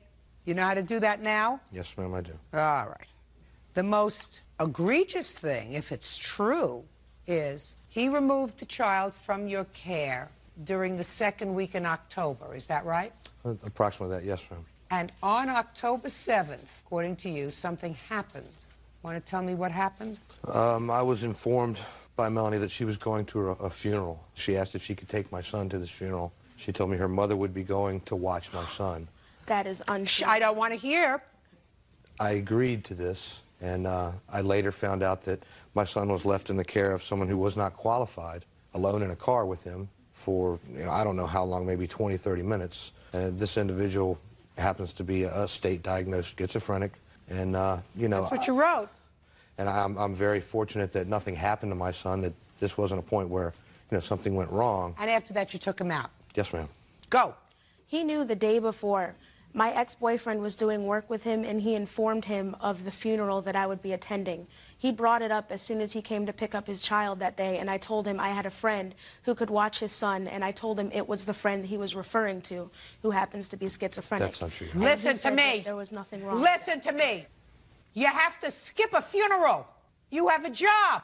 I know. Listen to me. Did you leave this child in a car? Yes. Wrong. You don't do that. I left him in there with my friend. The air conditioning was on, and it was Listen 10 to minutes. me. That's not your job. You have one job when you take care of a 14-month-old baby. He and it's didn't not say to go. anything that I'm he didn't want speaking him to to you. go. And it's not to go to a funeral. And it's not to leave a baby in a car. And it's not to leave a baby in a car with someone who was on disability for a psychiatric illness. Because according to what you said in your statement, because you anticipated what he was going to say, I was attending a funeral for my ex-boyfriend's family member. I left Jacob asleep in the car for a total of 10 minutes with a good friend. He is a schizophrenic, but he's been on his medication. Did they give you a license? Yes. That's a big mistake. I would trust him with my own 9-month-old daughter. and That's he's watched your her on several prerogative. occasions. Listen to me. That is your prerogative. You can trust him with your 9-month-old if you wish. You cannot trust him with somebody else's 9-year-old. Do I make myself clear? Yes. So you don't get termination fees or late fees or any other fees. He knew the day before that... Listen, I don't care what he knew. There is no way that you're going to tell me that you told him that you were going to leave his son in a car with a diagnosed schizophrenic but who's taking his medication. I don't believe that you told him all of that. My mother was there when I told him wouldn't that. believe you if you told me or your mother told me that. What I am going to give you is the money that he owes you for the time that he used your services. It's written in the contract about the late fees. He gave me no notice. I had no I wouldn't indication. give you a second notice. I had no idea he was not going to bring his son back to me. Listen We to me. moved- I don't care whether you knew or not. You're not getting it. Maybe your mother can explain it to you. Maybe the state where you live will listen. Because after what I said to you, If you still think that it was appropriate to leave a child in the care of a diagnosed schizophrenic who receives disability, that speaks to your judgment in caring for infants ages 0 to 2, which is what you wouldn't let you take care of a guppy age 0 to 2. Judgment for the plaintiff for the amount of $435, and you're lucky you're getting it. That's all. 26-year-old account manager Lisa Kerr is suing her ex-boyfriend, Private Eye Gary Guthrie, for a loan to buy a spy cell phone. Gary says the spy equipment was a gift. Ms. Kerr, who is this? This is my witness, my friend Lindsay. Mr. Guthrie, who is this? This is my brother Adam in witness. This is the situation as I understand it. You and Mr. Guthrie dated briefly. Was it a time he was separated from your husband? Yes, ma'am. And for some strange reason, according to you, Mr. Guthrie, who needed some spy equipment, that's your business, you're in security, surveillance, and you agreed to put it on your credit card, this piece of equipment that he saw that he liked. And you did. According to you, he said he was going to pay for it. The piece of equipment came, you and Mr. Guthrie no longer an item. Mr. Guthrie says that the spy equipment doesn't work. Correct. So he's not paying for it, right? Yes, Your Honor. If it worked, were you going to pay for it? Well is not an answer, Mr. Guthrie. Well, if it worked, listen to me very carefully, sir. If it worked, were you going to pay for it? Just a second. The questions get harder. What's your first name? Gary. Gary? Listen to me, Gary. Try not to play with me, sir, otherwise you're going to look like an idiot. If it worked, were you going to pay for it? Yes, Your Honor. That wasn't hard, was it, Gary? No. Did you actually think you were going to come here and make a fool out of me? No. So it didn't work. And you told the plaintiff it didn't work, right? Yes, ma'am. And so the company said, send it back to us, and while you're not going to get your money back, you can buy additional merchandise. Or switch it out for another one that might work if it Or came. switch it out. Yes, ma'am. And you understood that, right, Gary? Yes, Your Honor. See how mellow Gary is getting now? Gary gets it now. Because in Gary's answer, he thought he was being a wise guy, and he told me first it was a gift from her, that she bought him a gift. And then she changed her mind because she went back to her husband and they got this big bill, and that's why she's probably coming after him. That didn't ring true to me. So that's why I asked Gary if he was intending to pay her back for it if it worked. You understand, Gary? Then you bring along genius with you over here. Because the idea was, according to you, and you agree, that you were told to pack up the old equipment and send it back to the company. And you brought her over the box. No, I didn't actually bring the box. How did she get the box? Through my brother. He brought her the box. Yes. And she paid for sending it back. That's correct. Not you. She paid for sending it back. Now, genius, you can stand up. Lisa Kerr says ex-boyfriend Gary Guthrie owes for a loan to buy a spy phone. Gary claims the phone was broken and he tried to return it. You got a first name? Adam. You didn't pack up the spy equipment, did you, Adam? I was told... Is not an answer. I did pack up the equipment. You did? But I grabbed the wrong device, apparently. What does that mean, genius? When I gave it to Lisa and she'd shipped it off, they could tell her it was the wrong device. But I did not know because my brother was out of town. It was a phone call that told me to pack up the device. What did you tell your brother to do? I told him to grab my cell phone and pack it up to get to her. Your cell phone? Well, that's not a spy piece of equipment that costs $3,400. Well, if you've seen my other cell phones, you'd understand that I have a lot of cell phones, and all my cell phones are pretty high-tech. I somehow think, Adam, that this was a little scammy-whammy that was going on here, kids. You sent back the wrong thing. Did you send back the wrong thing? Yes, by accident. Ultimately, you found the device, and it had not been sent back, right? Correct. When you found the device that had not been sent back, what was the first thing you did? Well, I told her I obviously must... So the first thing you did was call her? I tried to attempt to. I wasn't able to get in touch with her. So you did call her? Yes, once I found out it was the wrong device. Well, then I want to know, what date did you find out it was the wrong device? December, somewhere in the middle of December. And when did you find out that they didn't receive the device? It was right around December the 18th or 20th. And when did Mr. Guthrie call you? I actually never spoke with him about that until I had left to go on Christmas vacation, and I ended up breaking my leg. So I was out of commission for a few months, and I finally got a hold of him again in March. So between December, when he found out that he did not give you the right piece of equipment, and March, are you telling me he never called you? Not that I spoke with him, and not a message that I got from him, no. So he never called? No, ma'am. As far as you know, he never called? Right. What did you do with the piece of equipment, Gary?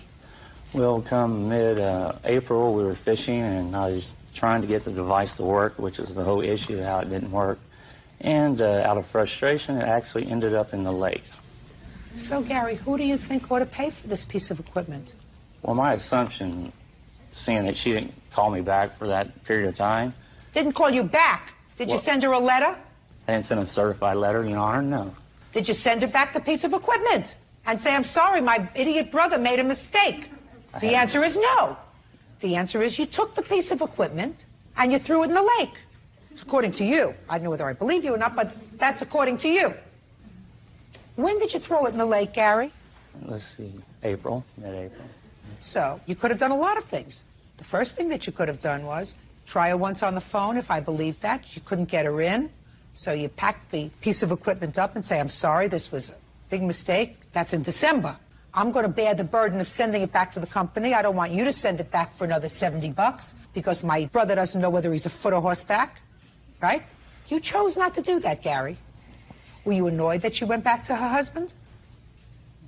Huh? No, Your Honor. Well, then if you weren't annoyed that she went back to her husband, why don't you do the right thing? Yes, you say lack of communication. Lack of character is more like it. How much was it? The original purchase was $3,035. The other items that he chose to replace it came to an additional $223. They wouldn't send me a return authorization. Just a second, you mean you bought other stuff, Gary? Gary! Did you buy other stuff? You bought another $223 worth of stuff? I was trying to exchange, yes. You were trying to exchange it for the wrong piece of equipment that your brother sent back. Something that actually worked. Just a second.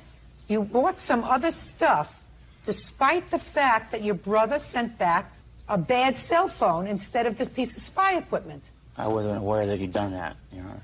Well, did you send back the other stuff that you purchased for $223? I never received it. We never received it because we had to give them the list of the items that we wanted in replace of it. After we gave them that list, they gave us the return authorization. Once they received the phone, they were going to send the items. Well, they never received the phone. So they never sent the items. Why, then you shouldn't be charged for them. But I have the email where it says we have to charge your card prior to even giving you the return Then you have authorization. to call them and say you never sent those items. Do you understand? I'm not charging you for those. That you take up with the company. They never sent you the merchandise. They can't charge you. I have done that. It's a company in Thailand. It's really the only way I can communicate with them is through email. Well, then I would suggest that you be smarter next time and not deal with a company in Thailand and not deal with Gary. Understood. And his brother. Judgment for the plaintiff in the amount of $3,035. That's all. Please excuse me. Step out. Well, I wasn't really catching any fish that day and was kind of frustrated. I got one of my mistakes swept under the carpet. You get angry, and while you're fishing, you just get rid of things that don't work, you know. I wasn't there. I have no idea. All I knew was that they received the wrong phone back. Maybe your husband has seen the item and wasn't too happy. Honestly, my husband and I decided to work things out, and that was the most important thing. One of those things like a fish. You got throwbacks and you got keepers, and obviously not a keeper. Thank you very much for serving justice.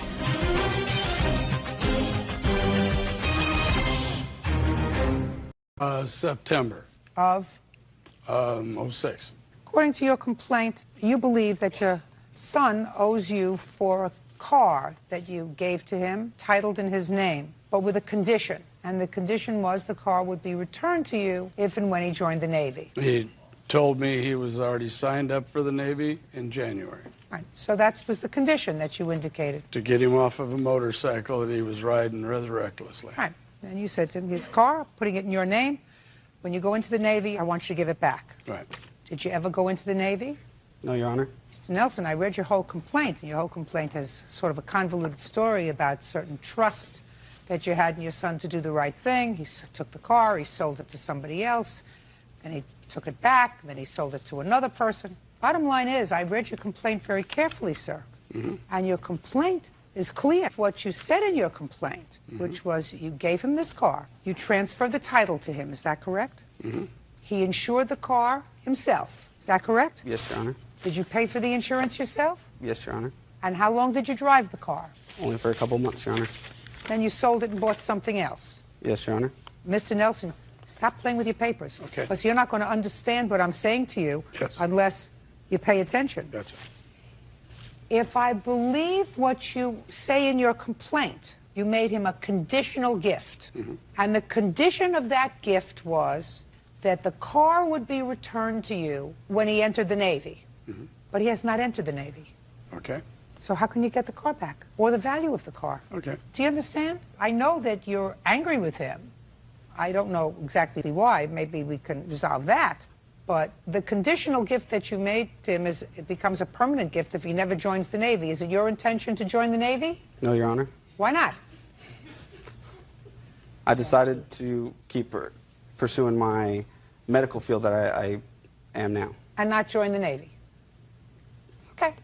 Ever. When did you give him the car, Mr. Nelson, just for my own information? September 2706. And you titled it in that same month. And when did you sell the car, sir? Down in October, around. Who'd you sell it to? I didn't personally meet them. My stepfather actually had it in Desert Hot Springs, and he sold it for me. To whom did you sell it? To a private party out of Banning. Stand up. How much did you sell it for? Your Honor, Christopher owed me some money, so he had gotten another vehicle. So in lieu of the money that he owed me, what did he owe you money for? Personal loans. Explain it to me. Just everyday living, helping him with insurance, paying for some of his tuitions through furthering his education in the EMS field, things of that nature. How much did he owe you? About $4,500. Educations are expensive. How long have you been married to his mother? Since July of 06. You were divorced in September of 06. So how could you be married in July of 06? It was a typo on the court's behalf, and we're since straightening that out in litigation. What do you mean you're straightening that out? What does that mean? Well, what it means is there was a typo that instead of putting a 9 when the divorce would have been finalized, it would look like a 7. So we went forward with the wedding. Come to find out later that it was a typo, so we're in litigation now at the courts to rectify that. Why don't you just get married again? We will, sir. Ma'am, when we're done with this. Pardon me. May I reiterate? Just a second. So let's assume he owed you $4,500 in the relatively short time that you've been together with his mother. How much did you sell the car for? That exact amount. To whom? I don't know the name of the person. I took the car to my place of employment, placed a for sale sign in it, and 5 hours later sold the car. I don't know the name of the people. I really didn't expect this. A man or a woman? It was a man for his daughter. Did you get a check or cash? I received cash. Do you know that I don't believe a word that's coming out of your mouth? I'm sorry. Do you know I'm sorry. that I don't really believe a word that's coming out of your mouth? Do you trust him? I know it was true. Well, let me tell you something. Most of what he just told me was not true. I beg to differ, Your Honor. Oh, under you this can state do that all I you just, like. You can do all you like, sir, but I understand. I just swore between God and this court to tell the truth. Quiet. I understand why Mr. Nelson is annoyed. The truth of the matter is, he made a conditional gift, and it didn't work out the way he had assumed it was work out. He certainly wasn't giving his son a car to give to you, to give you money. And so I can understand why he's annoyed. I understand why you're annoyed, sir. Get a chance, I'd like to explain. Go ahead. First, the car was stolen from her. She has a judgment on it. A judgment? What do you mean it was stolen from you? He sold the car to her, not to him. Who sold the car to her? Christopher sold the car to her. Which is Christopher? Christopher. You sold the car to this lady? For $7,500. I'm speaking. No, Your Honor. You did not. No, Your Honor. It's the judgment. I'd like to explain. Go ahead. When I received the car, I heard from a friend that I believe Kelly was looking for a car around $5,000, $7,500 or so. And so me and her were talking and everything, but she only had about $2,500 to give me. I knew she was going through some hard time, so we made a verbal agreement that she was to have possession of the car and I was to retain ownership until final payment. After a couple of weeks, I kept getting the same response. How much money did she give you? She gave me $2,500 as a down payment, and then I was still waiting on $5,000 when she went down to her security lockbox at quote-unquote Pechanga. Well, after many weeks of trying to talk to her and give me the same excuse, it wasn't until after I talked to a lawyer and a detective from the Murrieta Police Department about the legal part of it that I was in full right to go and repossess my vehicle. What'd you do with the $2,500? She took me to court. And what happened with it? I even told her that I would give her the What back. happened with it? I was unable to attend. What do you mean you were unable to attend? I had a class that I was already enrolled in to further my... Judge Judy continues in a moment. You sold it to somebody for $7,500. He sold it to somebody for $5,700. Don't you think your father could have sold it to somebody else for $5,000? And later today, I told him you get some parenting classes, you do some counseling, that and you has can nothing come to back do in. with the lease. Yes, it does. It has everything to do Miss with Lawler has nothing to do with the lease, madam. Judge Judy. Dennis Nelson claims his adopted son, Christopher Nelson, illegally sold a Corvette he was allowing him to borrow. Go ahead. I have a witness in the back You didn't know you could have For what? that will testify To what? to whatever you want to hear. Well, I He'll don't want to testify to whatever he I will want to hear. testify to the fact that he did steal the car. He was paid in Just full. a second. Just a second. You have a judgment against him for $7,500? She has the judgment. You have a judgment against him, so there's no question. Here's the other car. A court has already ruled on that. On that one. On this one. But the other witness will testify that he did take the car. No, I got it. He said he repossessed the car, and he couldn't go to the hearing, to the court date, because he had a class. Okay. And then he took the car back, and he gave it to his stepfather, who sold it, according to him, for Here's the bill of sales on $4,500. there, on Can I see the bill of sale? The ones that he can't find.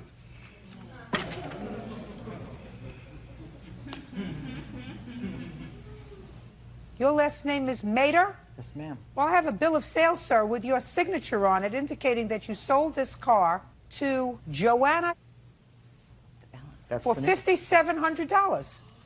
I don't recall it being 57. Well, why don't you take a look at this, sir? Okay. I don't remember it being that much either.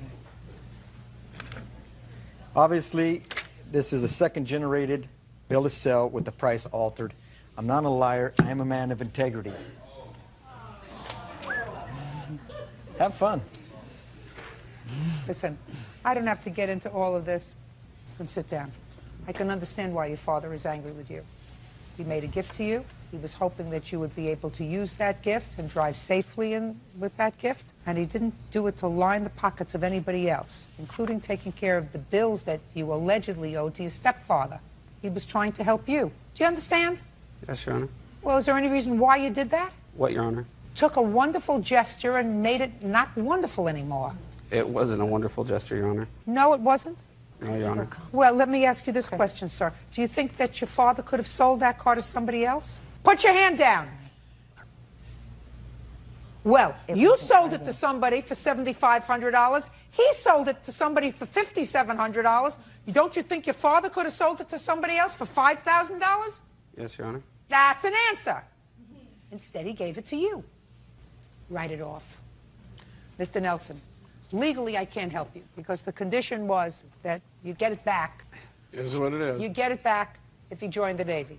Didn't join the Navy. He's not going to join the Navy. Unfortunate. Sometimes your best intentions are not necessarily. His words were he signed up for the Navy in January. I understand that. Okay. Okay? Thank you very much. Good enough. Case is Thank you. dismissed. That's all. You owe him an apology. That'll never happen. Parties are excused. You may step out. It is what it is. Liars, cheats, and thieves. The whole family. He can't handle the fact that he has no control. The captain of the fire department is less than honest. The judge tried to attack my character, which was wrong. I was truthful as much as I could remember. He's using his position to get personal vendettas. He's jealous that I am married to his wife and basically have taken his prized possession. John White says co-worker Toriano Harris owes for injuring his eye. John says Toriano ripped his cornea when he tackled him at a party. According to your complaint, sir, you were at a New Year's Eve party. Yes. Mr. Harris was at the same New Year's Eve party, and you claimed that he was pretty drunk, and while not intentionally, while horsing around, he seriously injured your eye. True. Mr. Harris says everybody was sort of fooling around and butting each other. He didn't injure you. You were just fine. And he questions whether or not he exacerbated this pre-existing eye injury that you had. Right. What time did you get to the party? Probably around 12:30. Who did you go with? Kathy. Where had you been before? At another party. Who was driving? I was. Were you drinking? Yeah. How come you were drinking and driving? And got caught up in the celebrations. Was she drinking? No. Why didn't you let her drive? Wasn't thinking at the time. How much had you been drinking? Couple cups of champagne, maybe. Whose party was this that you arrived at 12:30?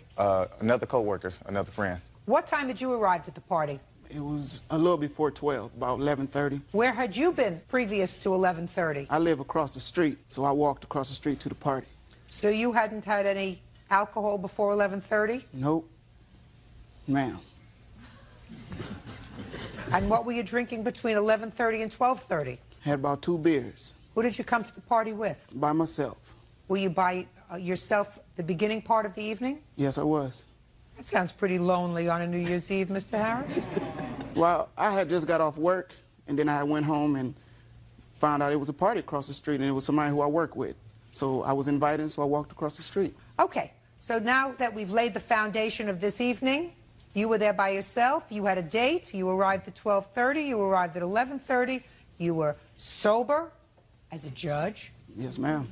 Before 11:30, after that, you had a couple of beers. Mm-hmm. Tell me what happened at 12:30 when you arrived, Mr. White. I came in the house, I mingled a little bit, had some more drinks. Probably 45 minutes to an hour after that time of mingling. Mr. Harris here was just a little bit out of control. He was obviously way drunker than he said he was. He was so out of control that me and some of the other guests removed ourselves from the living room of the party to like the front porch, patio type area, holding the door, keeping him from coming in. He eventually got up there on the patio where he continued his behaviors. Describe his behavior to me, please. Out of control is the only word I can use. He jumping around, spitting liquor at us, loud, screaming. Got down into like a football stance and just rushed me. Describe that to me. Show me. What's a football stance? Out here? Yeah.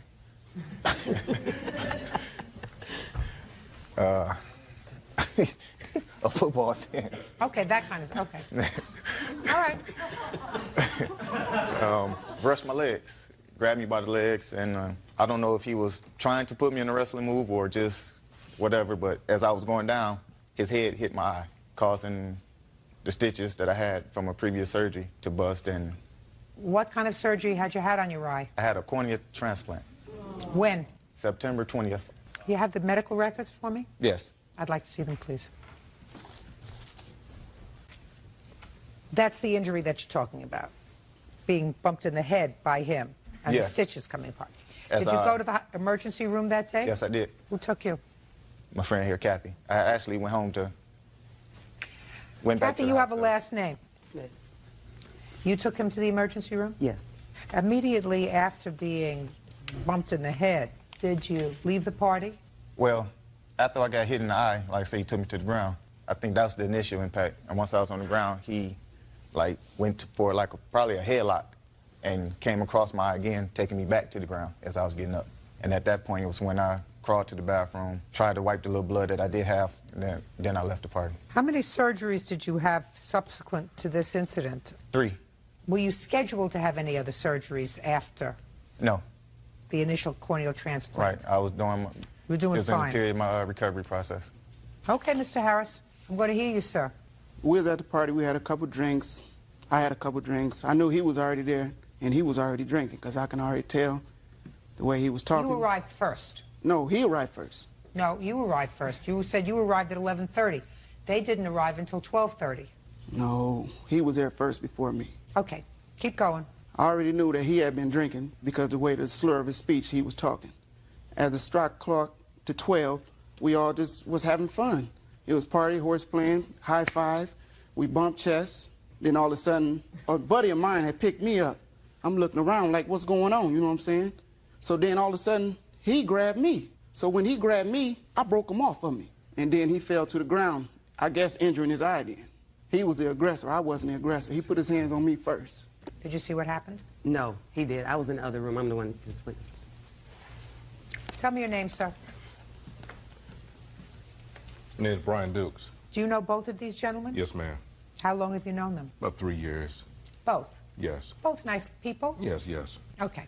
What time had you arrived at the party that night? It was after midnight. Were you out on the porch when this incident Yes, occurred? ma'am. Tell me what you saw, please. I'm pretty much a witness to his pretty much out of control behaviors, Mr. Harris. He pretty, like Mr. White here said, he did get down, crouch down in the football stands, and did attack Mr. White here. Just describe to me what you saw. He got down in a football stance. Football stands. Then he like just rushed him, just grabbed his legs and like took him down to the ground. Did you assist him in cleaning up his eye? No, ma'am. You were just a guest at the party? Yes. Did you come with an escort? No, ma'am. Were you the only one with a date that night? No. No. Okay. I read your complaint that you had a video. Yes. Somebody was taking pictures of that The evening. homeowner of the party actually was recording the whole incident. I'd like to see it, please. Mr. Dukes, you can have a seat, sir. Thank you.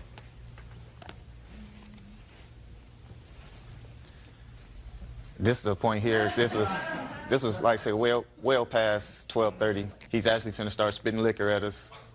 You can't hear it, but he's screaming, yelling, profanity, whatnot. This in the background. This the patio. Now this the patio area here where we at. One of the that's the homeowner's friend, telling him that he needs to go, but he's not hearing anything. That's the charge.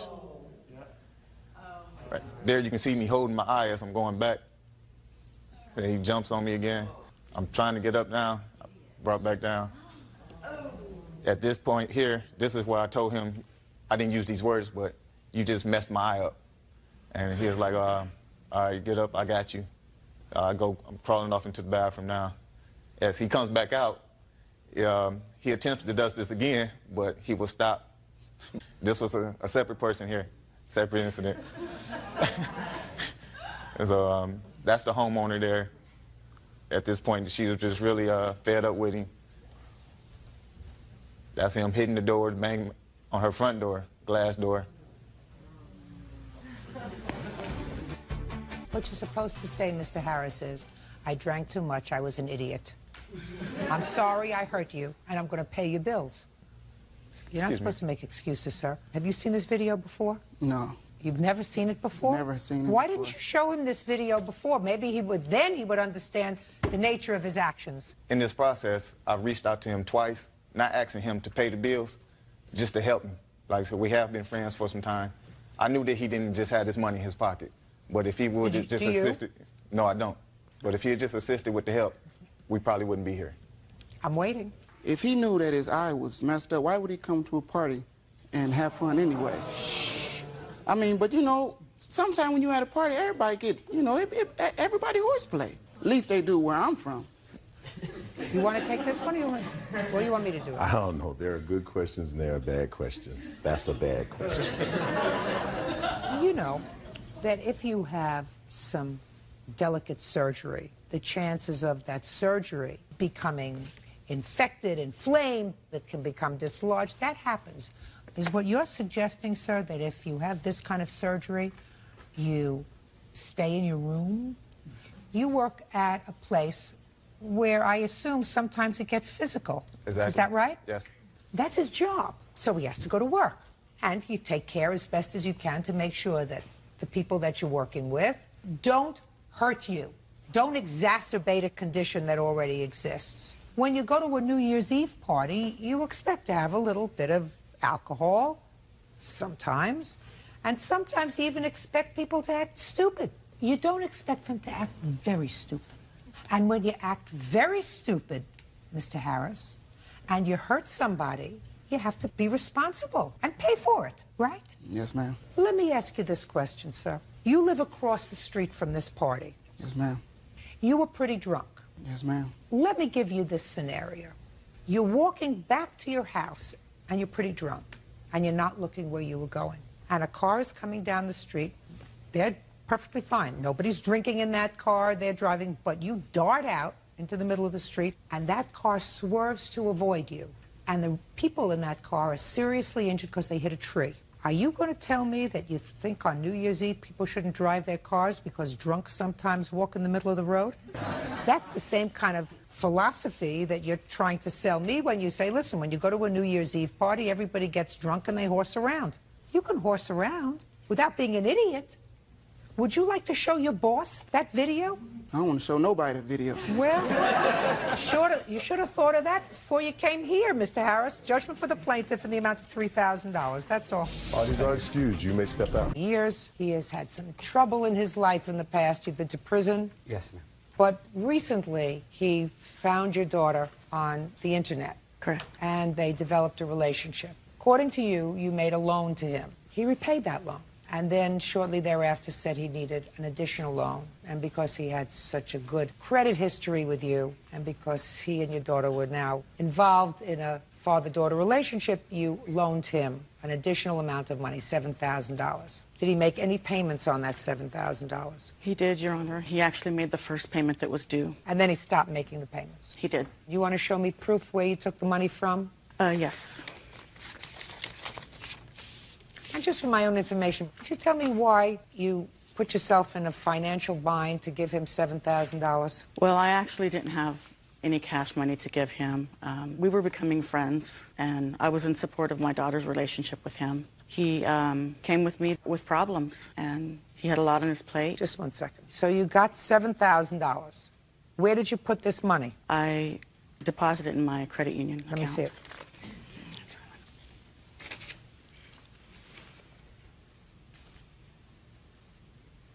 May I see that when you finish, Judge? Because that's news to me. I never what? That she took out $7,000 to loan to me. That's news to me. Well, she did. On June 13th, $2,500, and on June 20th, $4,500. Well, I'm not really sure of the amounts. Well, tell me what amounts you acknowledge that she gave you, sir. She gave me $2,000 one time, and she gave me about $3,000 another time, and then I gave her $1,000 for my daughter's deposit for the car. So I don't care about your deposit for your daughter's car. I'm talking about in June of 2006. You have a cashier's check for the $4,500 that you gave him? I do. I'd like to see it, please, It's just so we with get... the other papers I gave you. It's in here? And I'd like to see a copy of that because I'm not aware of that. Right here, sir.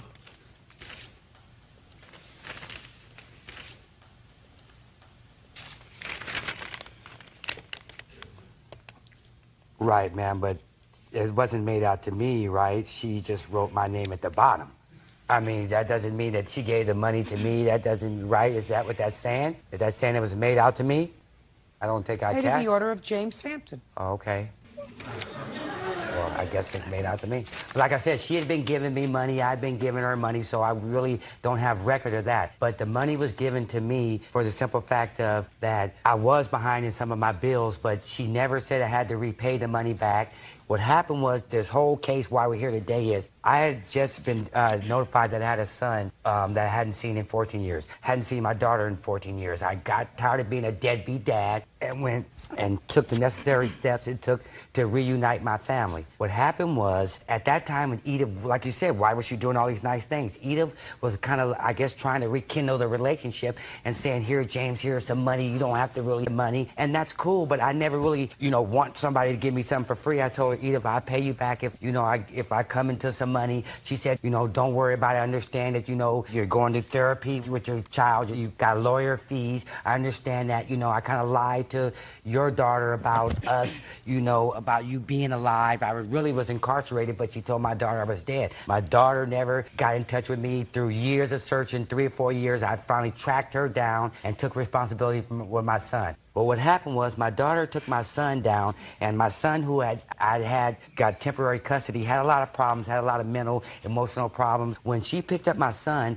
she took my son to Sacramento. I called him up. I said, hey, did you take his medicine? She said, no, her and Edith had been convinced my son didn't need medicine and everything. Well, when I talked to my son on the phone, he was, yeah, Dad, I'm going to beat you up. And he was really disturbed. I said, hey, we need to get that kid his medicine right away.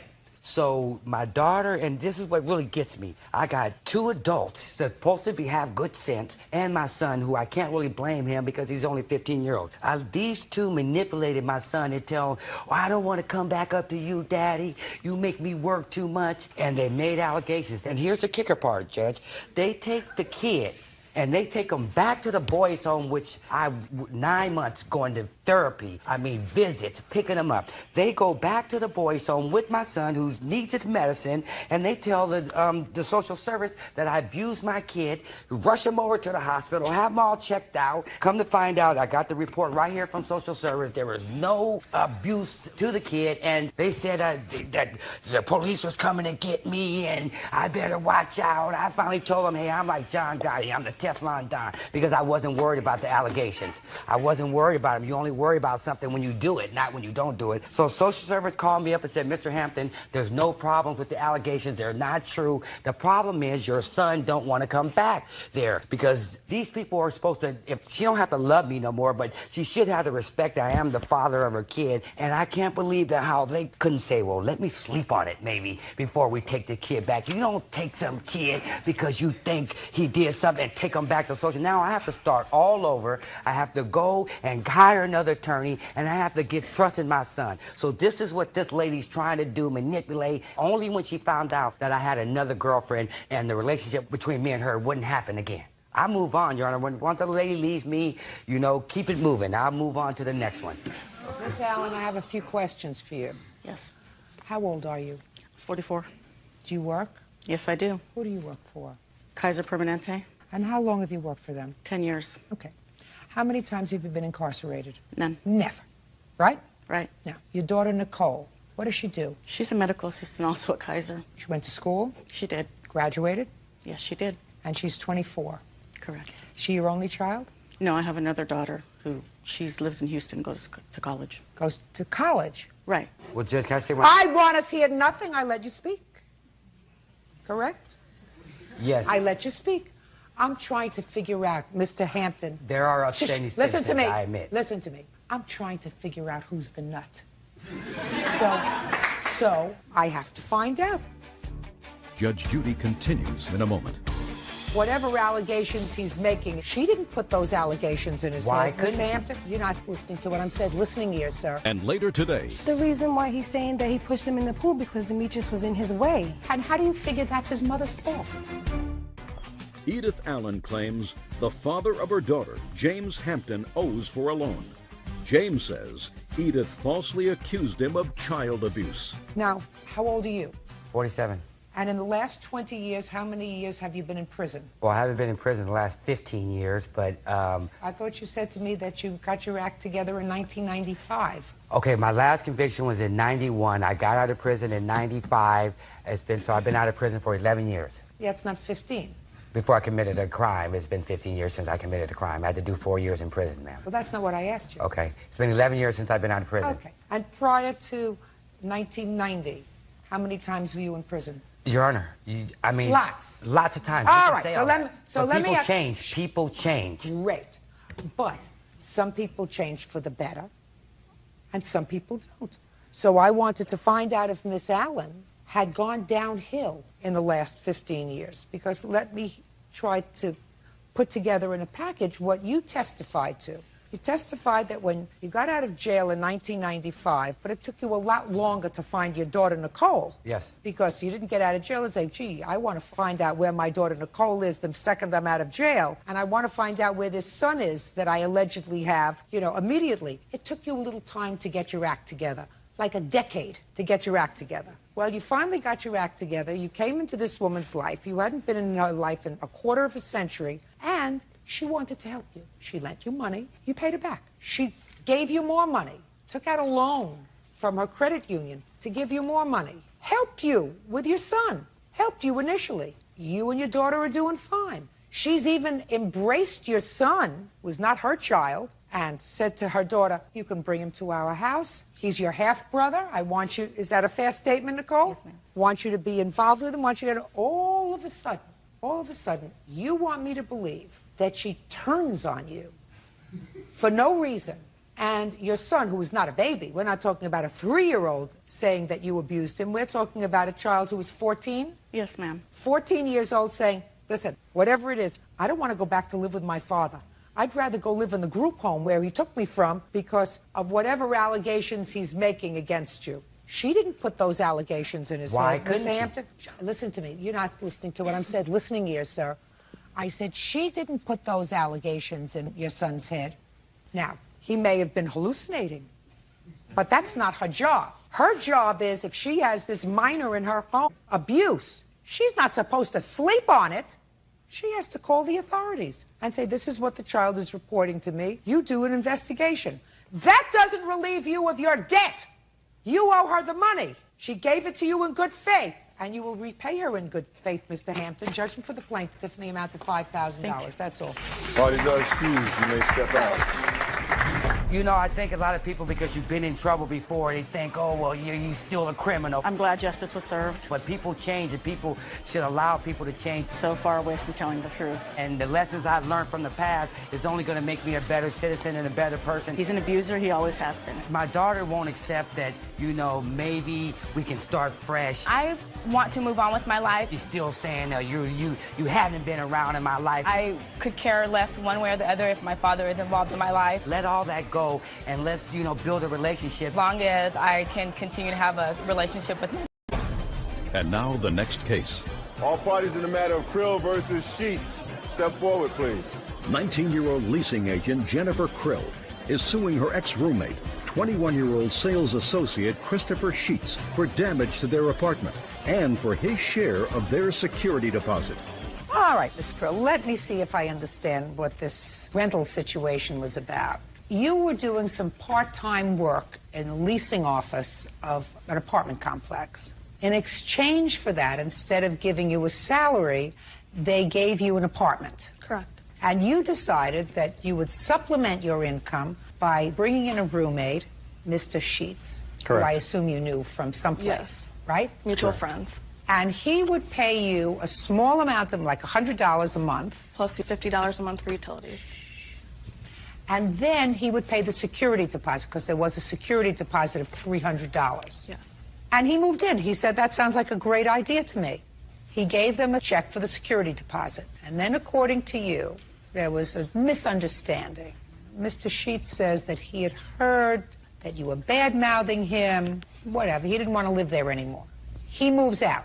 And it is your claim that the $300 check for the security deposit bounced, that he did some damage to the apartment and some damage to your personal property. Yes. Mr. Sheets does not address the bounced check. And yet, he acknowledges that he caused some damage to the apartment Correct. and says to take it out of the security deposit. Yeah. So, let's cut to the chase. Where did you get this $300 check for? At the time, my father and I had agreed that he would pay $300 for the security deposit. And you wrote a check. Correct. What happened with that check? My father and I have been disagreeing with each other lately, and then finally he said, I've had enough of it, and canceled the check. So what you're telling me is your father stopped payment on the check. The check had already been cashed, and I had been informed that by the leasing agent.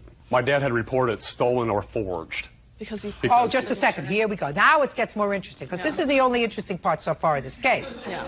Your father reported the check stolen Correct. and forged. Correct. So he wanted you arrested.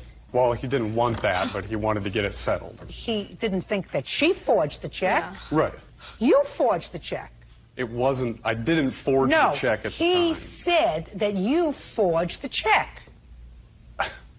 I had turned in a check in his name, correct. How did it end up that they no longer have $300 of the security deposit? They should still have it. When I called the apartment complex manager, I told her that I wanted my security deposit back.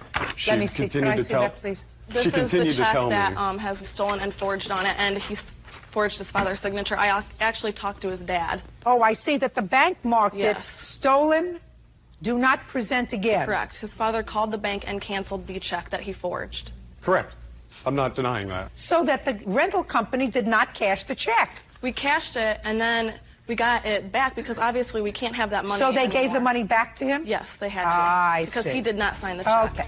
Jennifer Krill says ex-roommate Christopher Sheets damaged their apartment and her personal belongings. Jennifer claims Christopher punched holes in the walls and ruined her mattress. Mr. Sheets, you're no longer living there, so you don't have to pay the security deposit. Correct. Let's start with that. Don't say correct. I'm giving you a gift here, sir.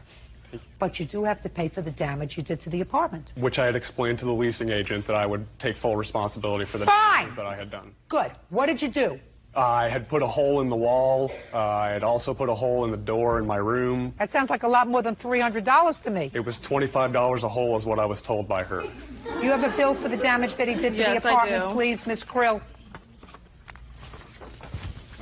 And then I also have this. Are you talking to your father now? No, we have not spoken in over a month. This is for the $120, security Spring Lakes Apartments. That's what you owe for the holes.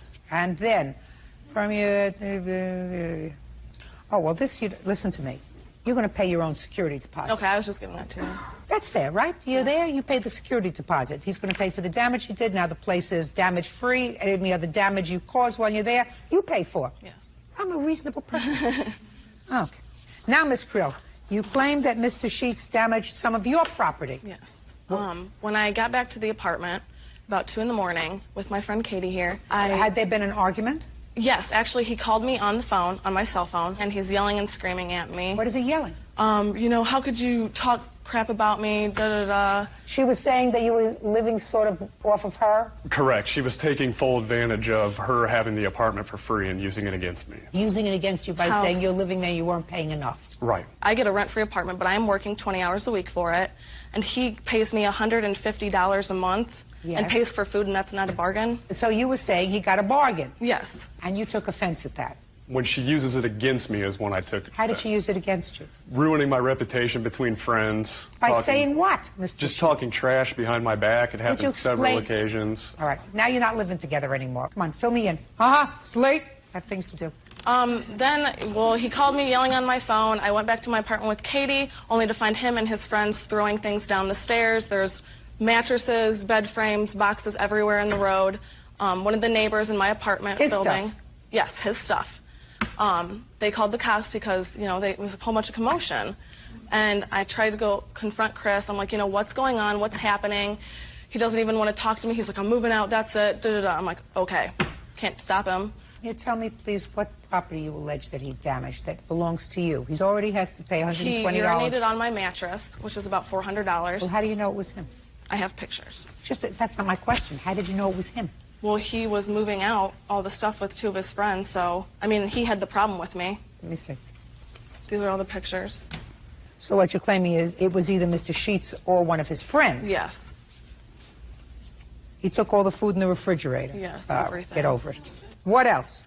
I got the security mattress and the holes. deposit, the food, but that wasn't All in the right. charge. That's the main things. Let's talk about the mattress, Mr. Sheets. I did not do that, Your Honor. I did not see anybody do that. I was out going to get a truck when I came back. Were things being thrown out of the apartment your things? My items, yes. Your items. They were getting it out as fast as possible. What time of the day or night was that happening, It Mr. was Sheets? about 2:15 in the morning, I do Well, believe. sir, so what you're telling me is at 2:15 in the morning in this apartment complex, you're throwing things down the stairs. There are other people that live there, is that right? Correct. That's not very mature, Mr. Sheets. They were moving the things out while I was going to get a vehicle to take all the things to my new... Well, you selected people who are not very mature to I do the agree. job, right? Yes. And if you select people that aren't very mature to move you out and they are acting in an immature, rowdy fashion, whose responsibility is that? Mine. Right on. And while you were out getting a truck to take the stuff out of there that they were throwing down the stairs, you know what else they were doing? They were peeing on her mattress. See, we do not know that for sure. No, listen to me, sir. You know why I know that for sure? Because I don't think she peed on her own mattress. Listen to me very carefully, sir. When you invite people to do a job and you don't supervise them and you do it in an irresponsible manner at 2 o'clock in the morning, you have to assume the responsibility for everything bad that happens. How much was the mattress? About $400. What do you mean about $400? My father bought it for me about 2 years ago. Will you find another one for $200? Anything else, Miss Krill? Yes, ma'am. He also urinated on about $100 worth of my clothes that were laying below my bed. Where are they? They're not with me anymore. I threw them away. $320. Get over it. That's all. Thank you very much. Goodbye. Martin very soon when you step out. I'm just disappointed in him because he was my good friend and he was immature enough to do that to me, and it really hurt my feelings. When she started ruining my reputation is when I had to get involved with it. I'm just happy now that it actually happened because now I know what kind of person he is. Well, I thought we were really good friends at the time. I just don't think we're made out to be roommates.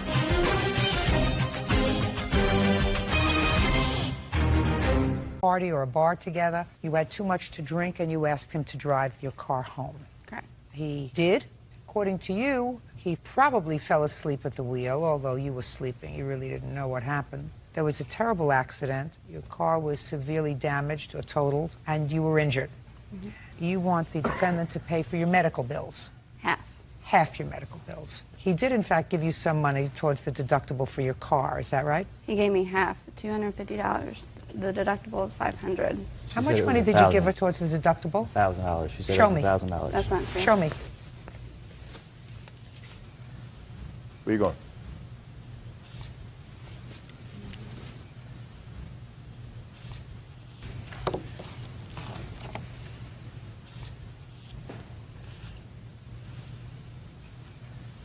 Where on these money orders does it indicate who these payments were made to? I don't know if it says that on there or not.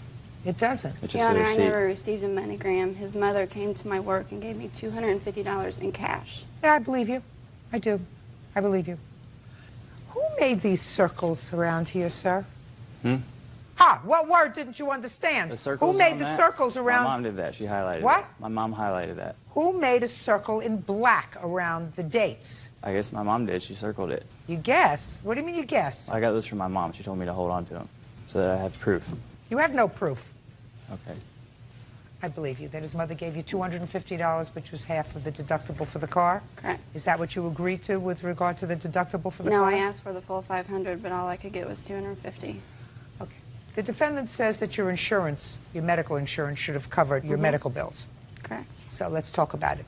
What date was the accident, Mr. Tomasic? I think it was July 31st, July 30th. 30th.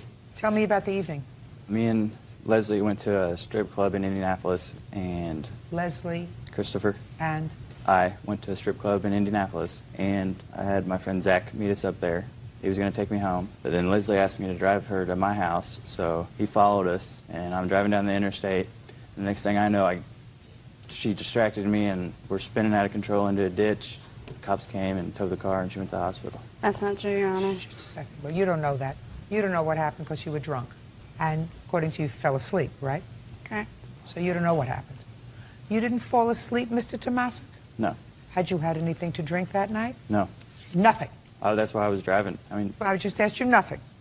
No alcohol at all. That's not true. What were the extent of your injuries? I had a concussion and bruising. Can I see the medical reports, please? It on there states why my insurance denied all my medical bills too. Well, the other reason why... First of all, your insurance carrier is... What's the name of the company? Credit Union, which is my employer. Yes. They're a self-employed company. Well, I want to tell you something. I would sue them. I've actually... I would sue them because they have no right to disclaim your coverage. I'm going to tell you why in a moment. You have a witness, by the way? Correct. I understand from your complaint you have a witness. And your witness is prepared to testify as to the defendant's condition? Is that right? On the day of the incident? He's here to testify that he falsified his statement in the police report. Step up, please. What statement in the police report? It stated that the reason why he lost control of the vehicle was because I leaned over and began touching him. And I have a statement that he signed that he did fall asleep at the wheel. Can I see that, please? Has your witness been sworn? Yes, Judge. Sir, would you tell me your name? Lamont Williams. You are a police officer, sir? Ma'am. Where? Indianapolis. Did you respond to this accident on the 30th of July? I was not the responding officer. I received a phone call from Miss Leslie personally. When? Approximately 11:30 or so. In the evening? Yes. From where?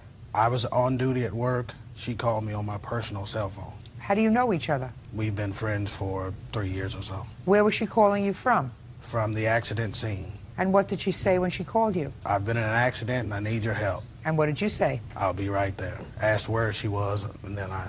So you were not there in your official capacity? No. What happened when you arrived at the scene? I arrived at the scene. There was a truck driver there, off-duty officer, and Ms. Leslie was being loaded into an ambulance. And where was the defendant? He was standing on the side of the road. Did you have a conversation with him? I did. I spoke with him. I asked, was he okay? He said yes. Asked him what happened. He originally told me that he had fallen asleep at the wheel. Is that what he said? I fell asleep at the wheel? Yes. That's not what I said. He, shortly after that, he changed and said that we were messing around. That's why we crashed. But his first statement to you was that he fell asleep at the wheel? Yes. Thank you very much, Officer Williams. Okay. Now, let's get to the deductible. Your deductible was $500? Correct. Okay, and he gave you $250? Correct. You owe her $250 for the deductible, Mr. Tomasic. That's so far. Now I'm going to read over the rest of this paperwork from the insurance company, because I hate to think that this insurance company wants to be exposed on national television. And I'm going to read the clause in the contract, which they claim limits their liability. They say that charges incurred, medical charges incurred, resulting from an illness or injury incurred while under the influence of alcohol, illegal drugs, etc. And your blood alcohol level, clearly, at the time you went to the hospital, was that high. Was over, correct. But the fact that you were drunk had absolutely nothing to do with your injury. Correct. Absolutely nothing, unless they're saying because you were drunk and chose to have a designated driver so that you wouldn't have an accident, right, was the cause of your injury. Correct. That's ludicrous. So the insurance company is trying to beg off their legitimate responsibility, what you pay for. So I would suggest to the credit union that if they choose not to pay this claim, they do so in all probability at their own peril, because they are required by law to pay this claim. Your injuries had absolutely nothing to do with your blood alcohol level. Correct. And I actually filed an appeal with that company. And? And I have the letter and the denial of my appeal. That's the only thing that they said I could do was write an appeal. I'd like to see that. It's outrageous. Absolutely outrageous. It's why insurance companies have such a bad name. That's my appeal letter, and then you also have the denial letter already up there. And in there I even put an example of if I was to call a cab and got in an accident, I'm still responsible. Absolutely right. Right. Absolutely right. Judge Judy continues in a moment. Now the company has been humiliated, and I hope that they certainly have, because they were absolutely 100% wrong in denying this claim. And later today... Does he live with you? He did. Until when? January 11th on her release from prison. Sounds like a lovely family.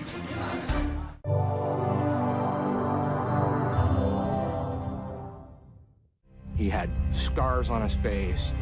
He looked like a criminal. The remains of a body was found in the fire.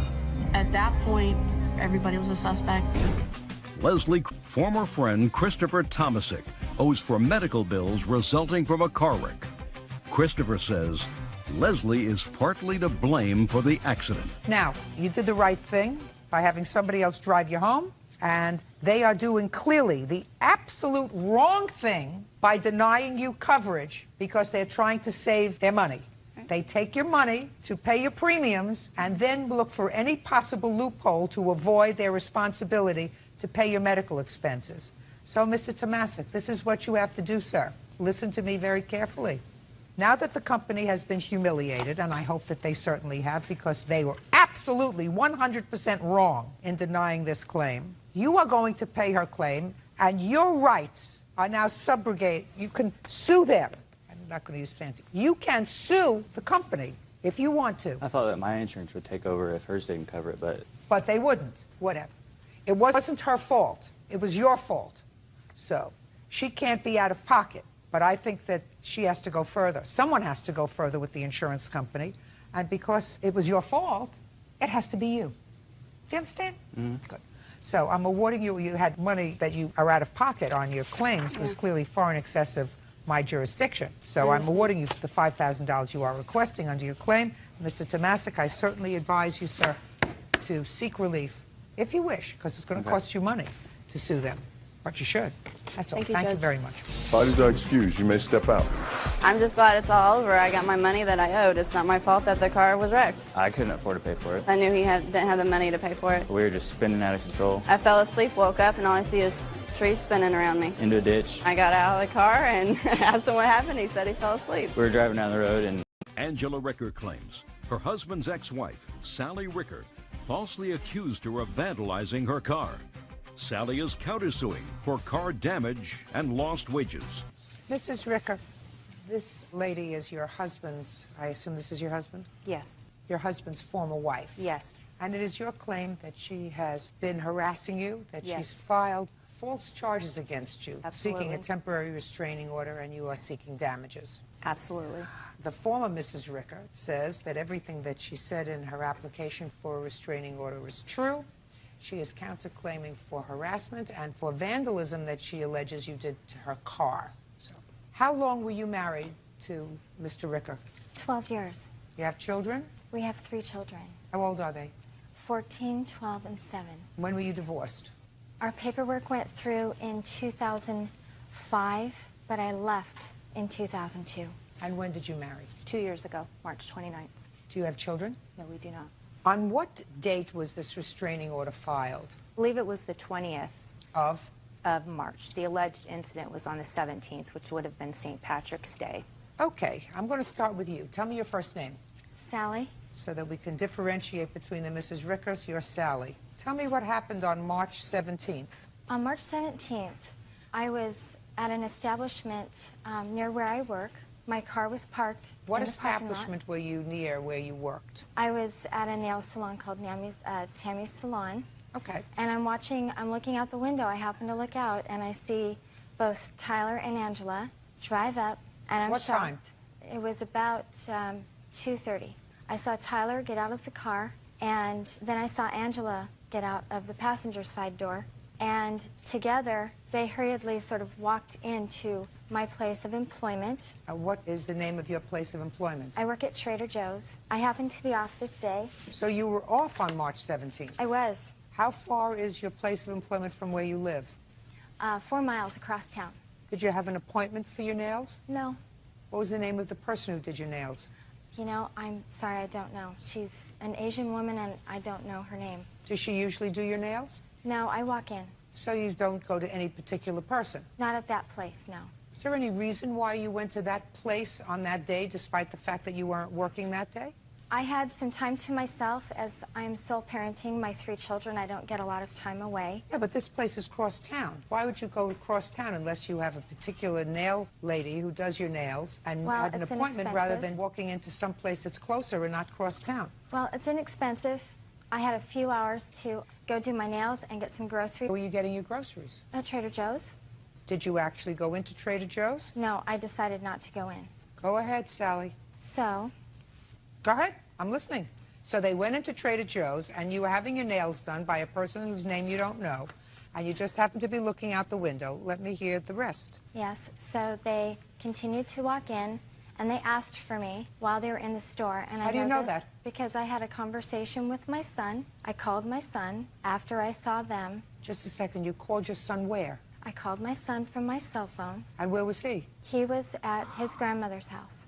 And I asked them if he had heard from his dad that day, because we haven't heard or seen from Tyler in 9 months. And so I called my son to see if he had heard from his dad this day, to find out why he would be in town. And he said, yes, he was there with Angela, and they were looking for you at the store. What's your son's name? My son's name is Aaron. How old is he? He's 14. Stand up, sir.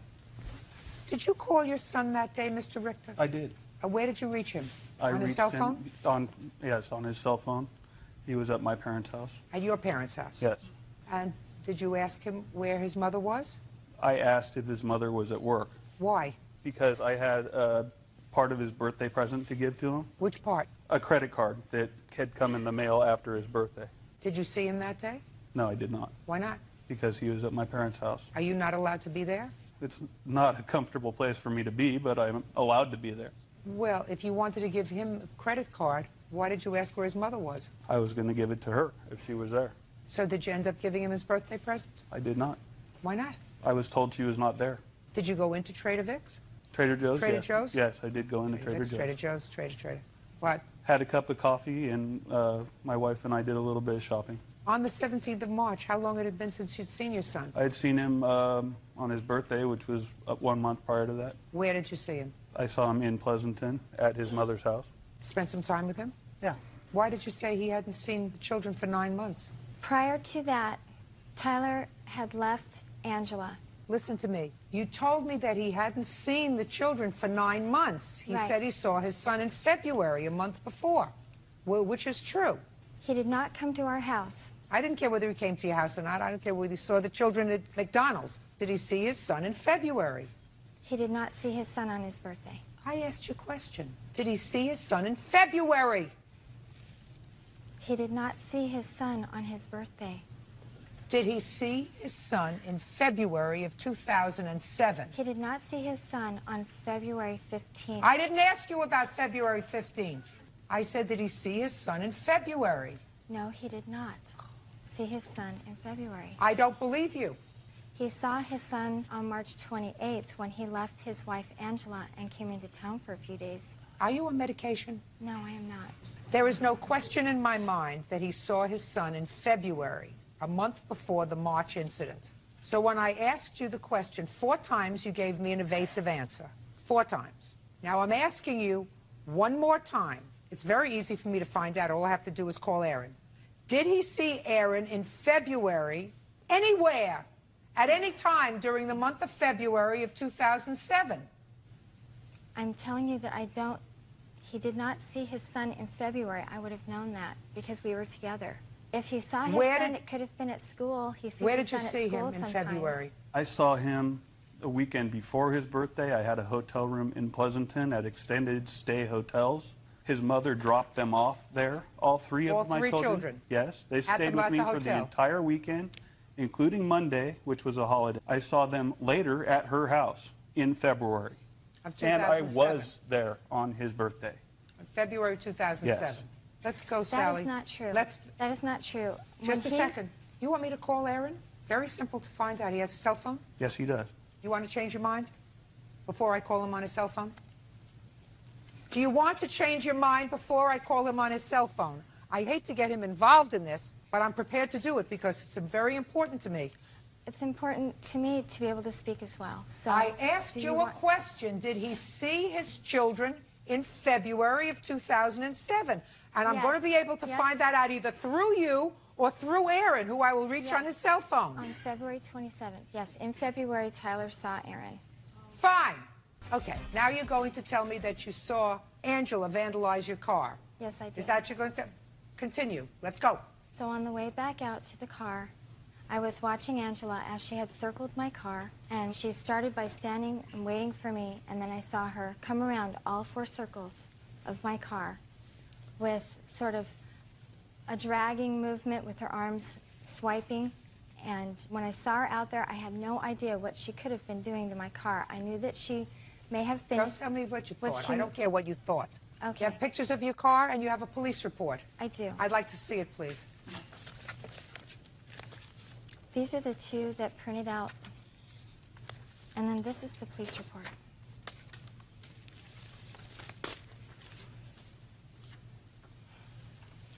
It spans all 4 doors of my car. Unfortunately, there are only 2 pictures that showed up. Did you scratch her car? No, I did not. Tell me what happened when you left Trader Joe's. We got into the car and we went home. We were going to my grandmother's. When I go from San Leandro to Stockton, where my family is, we usually stop at that Trader Joe's. It's right off the highway. It's very convenient for me. After all of this happened, it ruined my trip and I went home. I was devastated. I was very angry. What do you mean after all of this happened? What Well, happened? she told Aaron on the phone that I had done this to her car, you know, involved a 14-year-old in this. It just really, it hit. And then when I got accused of this and a police report was put out, brought into court. Can I see the underlying paperwork, please, Yes, that ma'am. went along with her application for a restraining order? Yes, ma'am. Since we've established that, most of that is fallacious.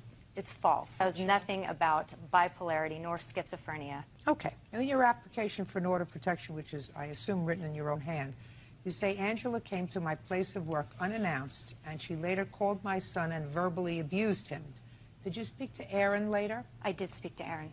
Tell me what happened when you spoke to him. I spoke to him and I asked him why he was saying those things to Saying his what father. things? That I had vandalized the car, that I'd gone into her work looking for her, harassing, stalking, using those words. Aaron and I have never had any problems. I haven't seen the children in almost a year because of this behavior. I've refused to allow them in my home when I'm there. Why? Because of her. She debriefs them every time they go home. It's a drama from Friday to Sunday. Phone calls, it's just never a drop-off pickup. It's always something, and I couldn't handle it. Our marriage has been in jeopardy for almost 2 years because of this. In your application for a restraining order, Yes. you say Angela is explosive Yes. and goes on and off her medication for schizophrenia and bipolar illness. That's according to my ex-husband. Did you ever tell her that? Absolutely not. Yes, he did. Yeah. When did he tell you that she was bipolar and schizophrenic? When he left her in February, it was February 27th, he left because they were having a domestic dispute. Okay, so he left And in February. in February, yes. Go ahead. I know I won't live that one down. I'm sorry. You won't? I know. I'm sorry. So, anyway, his brother brought him into town. He didn't have any money. He didn't have a job. Nothing. Brought him into town. He said he wanted to see the kids. And from that point, he had not seen the kids for 9 months. Okay? So why would you tell me that he didn't see the children in February when he did? Well, no, because I'm sorry, I'm really nervous today. I'm very, very sorry. That's nervous is not an answer, madam. was You told me February- a very cogent story about everything that you allegedly saw with regard to this lady, how she stalked your car, how she bent down, how she had sweeping motions. But when I asked you a question a half a dozen times, you refused to give me an honest answer about when your husband last saw his children. He wasn't at my house on February 15th, which was I Aaron's didn't birthday. ask you anything about February 15th. I didn't even know when Aaron's birthday was. Okay. I asked you February. You said 9 months. He said February. Wasn't until I was planning to call Aaron and find out whether he had seen his father in February that you finally said he saw him in February. Do you understand that that gives me cause to pause? Yes. Well, it does. Do you take medication? No, ma'am. You ever been diagnosed as schizophrenic? No, ma'am. Bipolar? No, ma'am. Your Honor, it was not February 27th that we separated. It was the beginning of the month. He was in Point Reyes. He decided to stay there with a friend at a bed and breakfast to do some work on the home. He was at her house. He called me from her house. I understand Yeah. that. Angela Ricker says her husband's ex-wife, Sally Ricker, falsely accused her of vandalism. Now, you let him stay with your children? The They answer have- is either yes or no. Yes. Have your children spent time with the plaintiff in her home? Yes, they have. And they've come home in one piece? Basically. Not for a year. Shh. Others to be protected. Absolutely. Angela has no discretion when she is angry. My children should never be anywhere near this person. They have a history of domestic violence. Was there a history of domestic violence with you? I left. That's just a second. That's either a yes or a no. Yes. So there was a history of domestic violence with you. With my husband. So I got it. And you allowed that situation to go on more than once? Yes. You allowed your children to remain in a situation where there was domestic violence? I left that You let it go situation. on for a long time? Do you understand, Mrs. Richter? Do you have a full-time job? I do. How long have you been working for the same place? This job I have currently is 4 months. Do you have a significant other or a husband? No, I do not. Are you working? Take your hands out of your pockets. Not right now, no. Why not? Is not an answer. I had a job up until April 1st working on airplanes. I was let go from that job. Up until April 1st, were you paying child support? I was. How much? $411 a month was taken from my checks. How long had you been paying the $411? Only for a month at that point, and then there was a large gap between that point and the last time I held a job. Well, Mr. Richter, that's unacceptable, sir. I understand that. Very unacceptable. No, not I'm unacceptable. injured, Your Honor. I'm injured. Very unacceptable, sir. I do understand that. I was injured at my last job, Yeah. and the injury prevented me from working. What was the last job? The last job was working for Vortex Stores, Yeah. and What year? from June to August of 2006. Well, that's a couple of months, sir. I understand that. I was injured. I had a severe back injury. So that you were out of work for 2 months. I was out of work until I got a job in March of 2007. Who supports you? Workman's Comp was supposed to be, but the company that hired me is fighting all of that, and so Workman's Comp did not pay my payments. That's currently So you've been in separated. litigation. You've been separated from your former wife since 2002. Since 2002, Since 2002, until you were injured. Just listen to me carefully. Until you were injured in June of 2006, were you regularly paying child support? I was. I regularly paid child support when I had a job. That's not my question. Don't play with me. Oh, I'm you not two playing people with you, Your deserve Honor. each other. You two people deserve each other. Not when you were working. How old are you? I'm 40. You have 3 children. I understand There is that. no question that you have to be employed regularly. And I don't care whether you work at McDonald's or if you don't have another job, if you work at a car wash, drying cars, if you can't do something else. You have 3 children. No wonder she's furious with you. You work? Yes, I do. What kind of work do you do? I'm a registered nurse. So you earn a reasonable living? Yes, I do. So you support the family? Yes, I do. Right. No wonder she's furious with you. Collect cans if you have to, but you send money. And if she's angry with you, unfortunately, she took it out on the wrong person. Because I don't believe you, madam, that you saw her vandalize your car. I don't believe you. The case was dismissed, was it not? Yes, ma'am. Well, did anybody else ask you the questions that I asked you about the name of this person who did your nails, why you traveled cross town to get your nails done? Was the person who tried this case? No, he did not. He did not. No. Because he doesn't understand that you don't travel cross town to just walk into a nail salon. You can walk into a nail salon anywhere. You don't have to travel 4 miles cross town to do that. A lot of baloney. I don't believe you. I believe that you're angry with him. And I believe that you're angry with her because she's an enabler, because she's working. He's not, at least on the books anywhere, and he's not paying support. I got that you're angry. But you can't do this. This is nonsense. And I don't believe you. Well, I saw it happen. No, it didn't. I think that you probably even scratched your own car. But I don't believe that she scratched your car. I don't believe that this professional woman scratched your car. I wouldn't have done that to No my car. way. No way. And when you lie to me once, I don't believe you again. Judgment for the plaintiff in the amount of $2,500. Start working, sir. That's what you're supposed to do. The counterclaim's dismissed. That's all. And now the next case. All parties in the matter of Peregrine versus Fleener. Step forward, please. Terry Peregrine is suing his daughter, Heather Fleener, for unpaid rent and bail money. Mr. Peregrine, the defendant is your daughter. Yes, ma'am. And it is your claim that she owes you some money. She Yes. owes you money for rent and for bailing her out of jail. That's correct. Your daughter says that she fell on some financial hard times, that you agreed to help her out, that you were being a good father, and that but for your wife, who is not her mother, we would not be standing here today. Right? Yes. How old are you, Miss Fleener? 32. You married? Yes. Is this your husband? Yes, ma'am. You have children? Yes, I have 2. Your father, according to his complaint, let you move into a home that was bequeathed to you and a sibling. Is that right? Yes, ma'am. When you needed a place to live, he bought out the sibling. So he now had the house. He allowed you and your husband and children to move in there at a modest rent of $400 a month, which didn't even, according to him, cover the mortgage. The agreement was that you were going to pay him the $400 a month. So far, is that correct? Yes. When did you move in? I moved in the end of February 2006. Are you still there? Yes, ma'am, so far. When did you stop paying rent? I believe the last month I paid was November 2006. So you didn't pay December, January, and February. 3 months? Yes. Why? I lost my job. What about him? He was in a car accident in December, so he hasn't been able to work since then. You stopped paying in November? Right. Well, what were you doing, anticipating the car accident? No, I wasn't anticipating the car accident by any means. If you stopped paying in November, you didn't Right. pay November's rent. You're right. And if he was in a car accident in December, that doesn't make sense to me, I Miss guess Fleener. I started buying Christmas presents for my kids and decided Well, that's that what I did. that's irresponsible. You're right. That's irresponsible. Everybody pays rent or a mortgage or something. You don't buy presents until you pay your bills. Right. Right? Right. You're supposed to pay rent, too. Yeah. What do you do all day? Take care of my kids. What does she do all day? She worked. For whom? I worked for Olin Mills. I'm a photographer. How much do you earn? I no longer work for them, no. Not anymore. Well, who do you work for? I'm not working right now. He started working a couple weeks ago. He says he stays home and takes care of his kids. Not anymore. Well, that's what I did when she was working. I stayed home.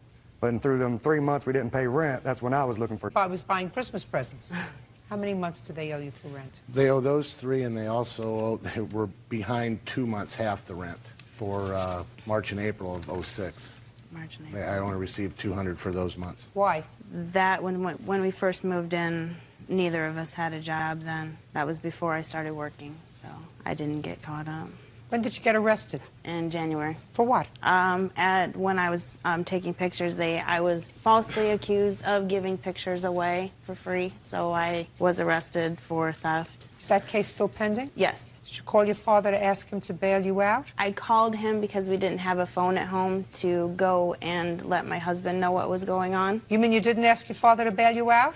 Is not an answer. I didn't, I guess. Your How Honor, much was the bail?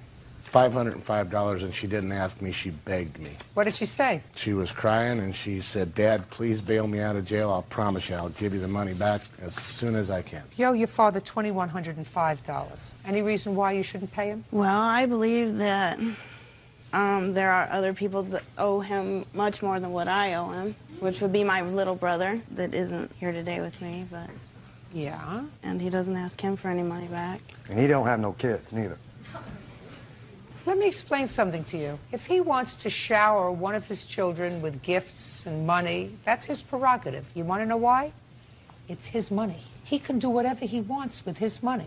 Just like when you earn your money, you can do whatever you want with your money. And you, sir, when you earn your own money, can do whatever you want with your money. And if you want to buy your 12-year-old child an Xbox, and if you want to buy your 5-year-old child nothing, that's your prerogative. That's what you can do with your money. You tell somebody else what they can do with your money. Not that I necessarily believe you, but if that's the excuse that you've set up in your own mind with his help, because he evidently thinks, well, because he made 2 children, that gives him some sort of a license and prerogative to take money from people. That gives you no license at all. Anything makes babies. Fish make babies, dogs make babies, cats make babies, elephants make babies, people make babies. That doesn't make them a father. You know what makes somebody a father? When they take care of their babies. Then they become a father. Not when somebody else takes care of their babies by paying for a roof over their head. That makes them a father. That's what you're supposed to do. You're supposed to take care of the children that you make. You owe your father $2,105 and stop making excuses or letting him make excuses for you. Do you understand me? Yes, that's all. Thank you, ma'am. Parties are excused. You may step out. Out the back door to your right, please. The final straw, just, I think, ignoring me, Well, I guess I do owe my dad the money. ignoring requests, and avoiding me I guess from now on, pay my rent and when I would try and get money from her. take care of my bills. I said, give me anything you can give me, and we'll work the rest of it out. I think we'll be out. And that's employees. That's correct. I assume that would be this gentleman. I actually am not sure.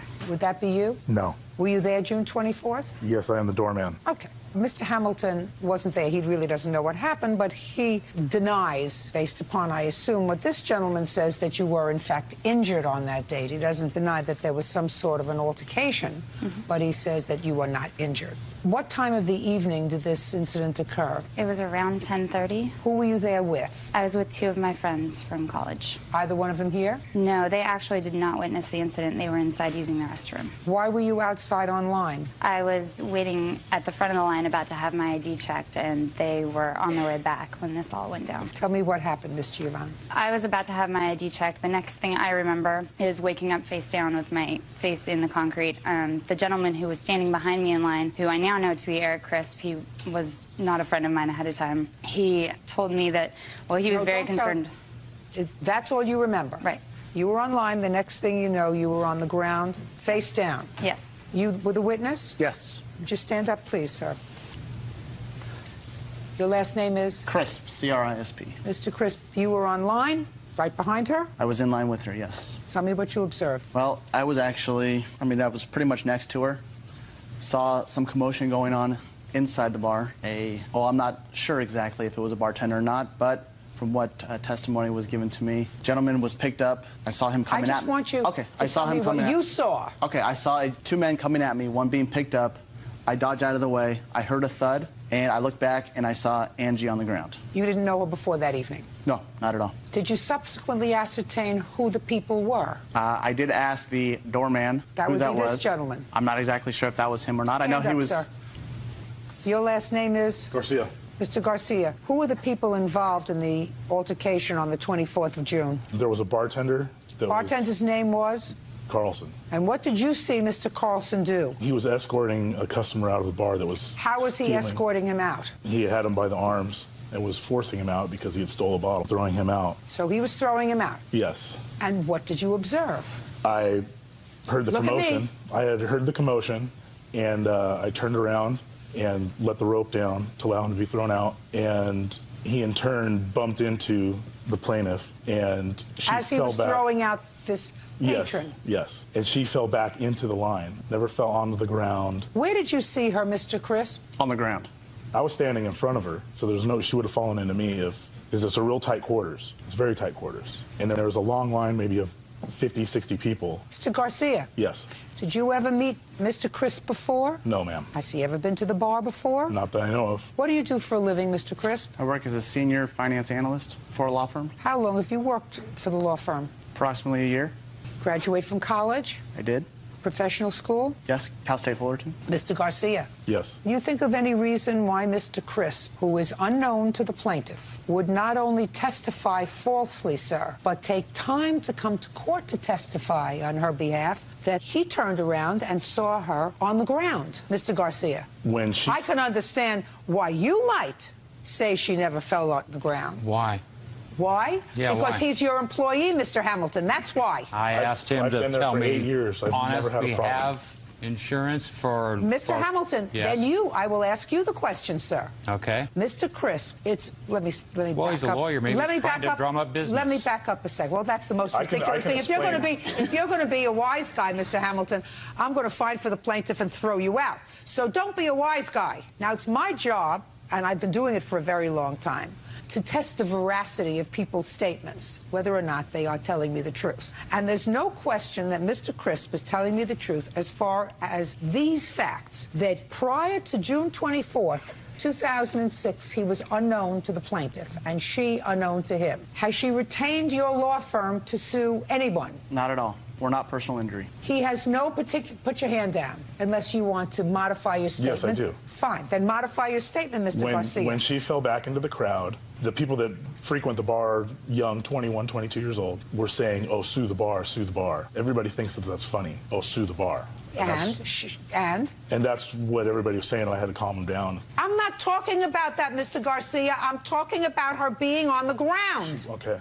She wasn't on the ground, but... Oh, I think she was. I absolutely think she was. There would be no way for her to fall onto the ground because everyone was so close. I can't think of a reason why Mr. Crisp would lie to me. I can't think of a reason. I've been there 8 years. I have never had... I run a very, very tight ship. Well, then you... I'm very infamous Then for you, being, Mr. Garcia, have an absolute reason to tell me that you didn't see her on the ground. I saw her fall back, but not face down on the ground. You saw her fall back. Into a crowd of people. I'm speaking, and she fell back as a result of being pushed, not intentionally, I assume, but pushed by the actions of Mr. Hamilton's employee in ejecting a patron. Yes. Would that be a fair statement? Yes, that would. May I see the medical records you have, please? Would it be Mr. Hamilton's employees or Malarkey's Irish Pub's employees? It doesn't make any difference, sir. Does it? No. I mean, she's suing me personally. I am an officer of the corporation. It's owned by a corporation. I actually put both on Just the a second. original case. Did you accept service?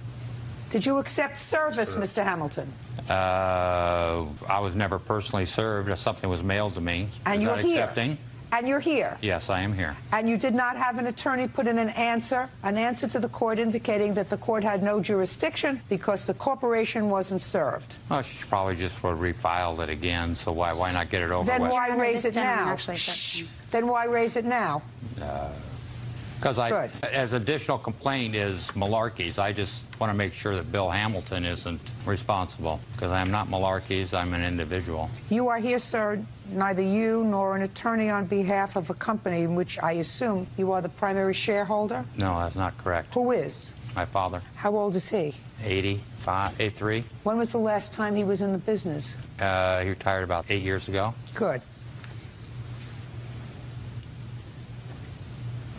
I wonder how on the 24th of June, Mr. Garcia, and I'm not talking about her complaint of a head contusion, but that the examining emergency room doctor found that she had facial abrasions. I invited her into the bar after it happened. Yes. To buy her a drink, and she walked in and came back out a few minutes later. Yes. She could have gone to another bar. Mr. Garcia invited me in to offer me free drinks for the night, I believe is a way to buy me off. No, it's not a way to buy you off. Judge Judy continues in a moment. It was the patron we escorted out that hit Angie. Mr. Hamilton, that's like saying that it was the bullet that hit the victim, not the gun that caused the bullet to hit the victim. And later today. And how old was he when they started to live together? Probably 19. And she was? 17. Don't do anything so stupid again, will you please? Oh, God, I know. Angelina Giovannini says bar manager Bill Hamilton should pay for her medical bills. Angelina says one of Bill's employees knocked her to the ground during a scuffle with a patron. Yes, sir. I was the one that actually recommended that Angie's friends take her to the emergency room because of the thud that I heard on the ground resulting from that. And the fact it was not a simple push. It was more of a tackle, get a guy out of a bar very inappropriately in my eyes. I couldn't believe it myself. There was a 2.2 by 2 centimeter contusion on the front of her forehead, Mr. Hamilton, according to the emergency room doctor, is relayed in the diagram from the emergency room. That was never submitted to me. Well, I'm going to show it to you, sir. No, I'll believe you. All I'm saying is that was never submitted to me. Well, but I'm showing this to you. Don't you want to see it? Not really. If you say it's there, it's there. Hospital room technicians finds a hematoma to the forehead. Hematoma noted on the upper right forehead. What happened to the bartender? He went inside and continued working. Is he still there? Yes. Why isn't he here today? He's a witness under your control, Mr. Hamilton. Why isn't he here today? Because Richard, I asked him to come. Why didn't you have both of them come? I'm not speaking to you. I thought one person would be adequate. Well, but you brought then the person who, A, was not directly involved with the confrontation, and B, whose responsibility it was at the door to maintain order. Isn't that your job, sir? That is correct. How many people on the line? Maybe 50 to 60. And there was a commotion inside the bar. Yes. Is that correct? So your primary responsibility is to maintain order. Yes. Right. So I would have, Mr. Hamilton, have thought that you would have brought the person whose primary focus was what was going on at that very moment and ejecting someone, and who had direct physical contact with the plaintiff. Not somebody whose direction was 50 or 60 people standing on the line, a commotion inside the bar, and then something that happened outside of the bar. It's just interesting to me. Now, Richard works at the door. The door is a very small area. There may be 50 people in line, but he's not walking down the line normally. From my understanding, it was the patron we escorted out that hit Angie. In the process of escorting him. Well, you know, that's like saying, well, I'm not saying Mr. Hamilton, that's like saying that it was the bullet that hit the victim, not the gun that caused the bullet to hit the victim. This, you know, your bartender was ejecting, according to your witness, was ejecting by holding on to both arms, throwing someone out of the bar for stealing. But I would assume Richard would have had a better look at what happened. Yeah, I wouldn't have assumed anything. I would have brought them both. Okay, you have medical bills? Yes. I'd like to see them. Did you have insurance? At the time, my insurance was a little complicated. I was starting a new job, so... Did your insurance cover this? The insurance covered a small portion of it. I have the credit card statement for what I covered. Well, you can tell me. How much did you cover? $1,364.17. And since it went on my credit card, I also have copies of all the finance charges. Included in that is a collections notice that I received because Mr. Hamilton had accepted responsibility for the incident and explained to me that because of renovations he had just done to his bar, that he would be sending it to his insurance and taking care of it. At that time, I faxed all of this information to him, including the bills, and was under the impression that was in January. January of 2007? Yes, when I finally got a hold of him. It took a while to get through the bar to actually get his cell phone number. Did you receive the faxed information from her, sir? January. Well, I received a letter from her January 9th. Did you receive the faxed information, her bills, etc.? Yes, I did. What did you do with them? I have a file where I put them in. You didn't send them to your insurance company? No, I didn't. Judgment for the plaintiff in the amount of $3,000. You didn't handle this well, Mr. Hamilton. Goodbye. Thank you. Parties are excused. You may step out. When I got the medical bills, was the first time I tried to contact him. I was surprised it took her 6 months. Everyone at the bar wouldn't let me through to him, basically. When she sent the letter, I wasn't available. Until I finally got his cell phone number and was able to badger him enough to get him to talk to me. I'm tired of getting taken advantage of every time somebody stubs a toe. I originally only asked for compensation for my medical bills. They want to sue a big company or a little company or sue somebody. The rest is for his next. 19-year-old Megan Fay is suing her ex-boyfriend, 20-year-old waiter Kevin Malaber, for loans to pay rent and to buy a new cell phone. Kevin claims Megan is upset that he's moved on. Ms. Fay, it is your claim that you made 2 small loans to the defendant while you were dating. Yes. Mr. Malaber says that he doesn't recall you making any loans to him, that he doesn't need your money, and he has no knowledge of any loans or financial gifts that you made to him. Is that correct, sir? Yes. Okay. You both go to school? Yes. When did you make the first loan? It was August 7th. 2006? Yes. Tell me about it.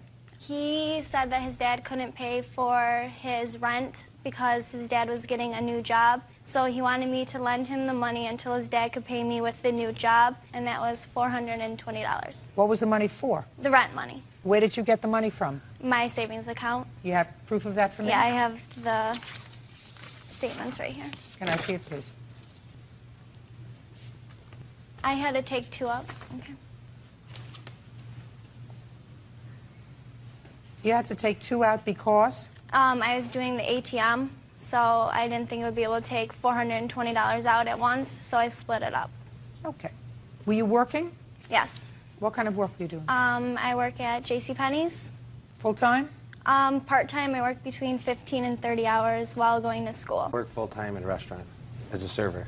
What was the next loan that you made to him? I've been bugging him about a cell phone, so he told me that he wanted to get one, so his dad said he couldn't do it, so I went with him to open it, and... What do you mean you were bugging him about a cell phone? He didn't have a cell phone, so I'd have to call his friends, and he said that he would get one, and his dad would pay for it, but his dad couldn't do it at that time, so I went with him and opened one for him. Well, he was working. Why didn't he buy it? He just started, and I made him get that job. He didn't want to work. And how much was the cell phone? It was $200. Okay, and you don't remember any of this, sir? No, my father would pay cash for my rent. My parents are divorced, and they both would pay half of the rent. So you have no information whatsoever about this $420 amount of money? No. And what was the date she said she took that money out? August 7th. Our rent was due the 20th of every month. Yes. So I don't know why there would be the 7th of the month that she would be taking out money for my rent. I don't know. That's He what was she says. going to visit his friend where he was living, and he needed it that day because he wouldn't get to it before the due date. That's what he told me. I was all just going on what he was telling me, and I didn't want him to lose his apartment, so I gave him the money. Okay. Now, Ms. Fay, you claim that after he refused to pay you back because you had some disagreement about his going out with somebody else, you contacted his father. Yes. And how did you contact him? I had a cell phone because Kevin would use my phone to call his father and his mother. So I called his dad hoping he would be able to help me out. And did you speak with him? Yes. And what did he say to you? He said that he couldn't help me, that he talked to Kevin, and Kevin wanted to do this on his own because he was 20, and that if nothing happens, he told me that I should do small claims court. That's what his father told you? Yes. What's he your didn't father's want to help me telephone out. number, sir? 5763. Is that his work number? No, that's his cell phone. Good. Did you ever meet him, by the way? Yes. I would go to his house with Kevin. I would have to drive him because Good. he didn't have a car. I'm going to give your dad a call. Okay. How's that? That's fine. Great.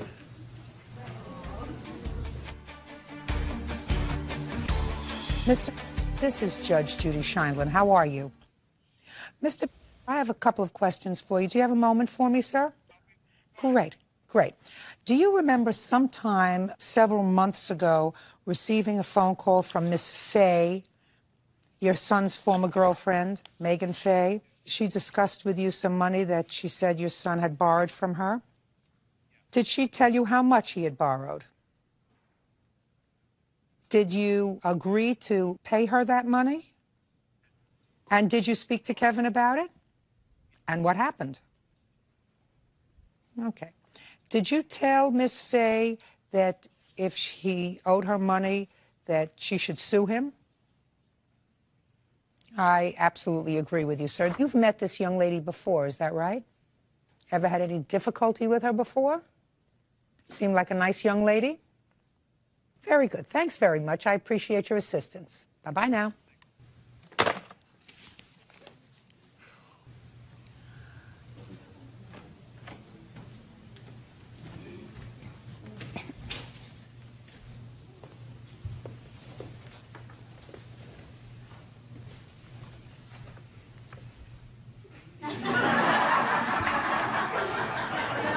He's sad. There are always ways to figure out who's telling the truth, Mr. Malabar. If I can't get it from one source, I get it from another. Don't you feel foolish? 10 million people are going to know you're a liar. I'm not lying here. Yes, you are. What did he say? That's for me to know and for you to think about.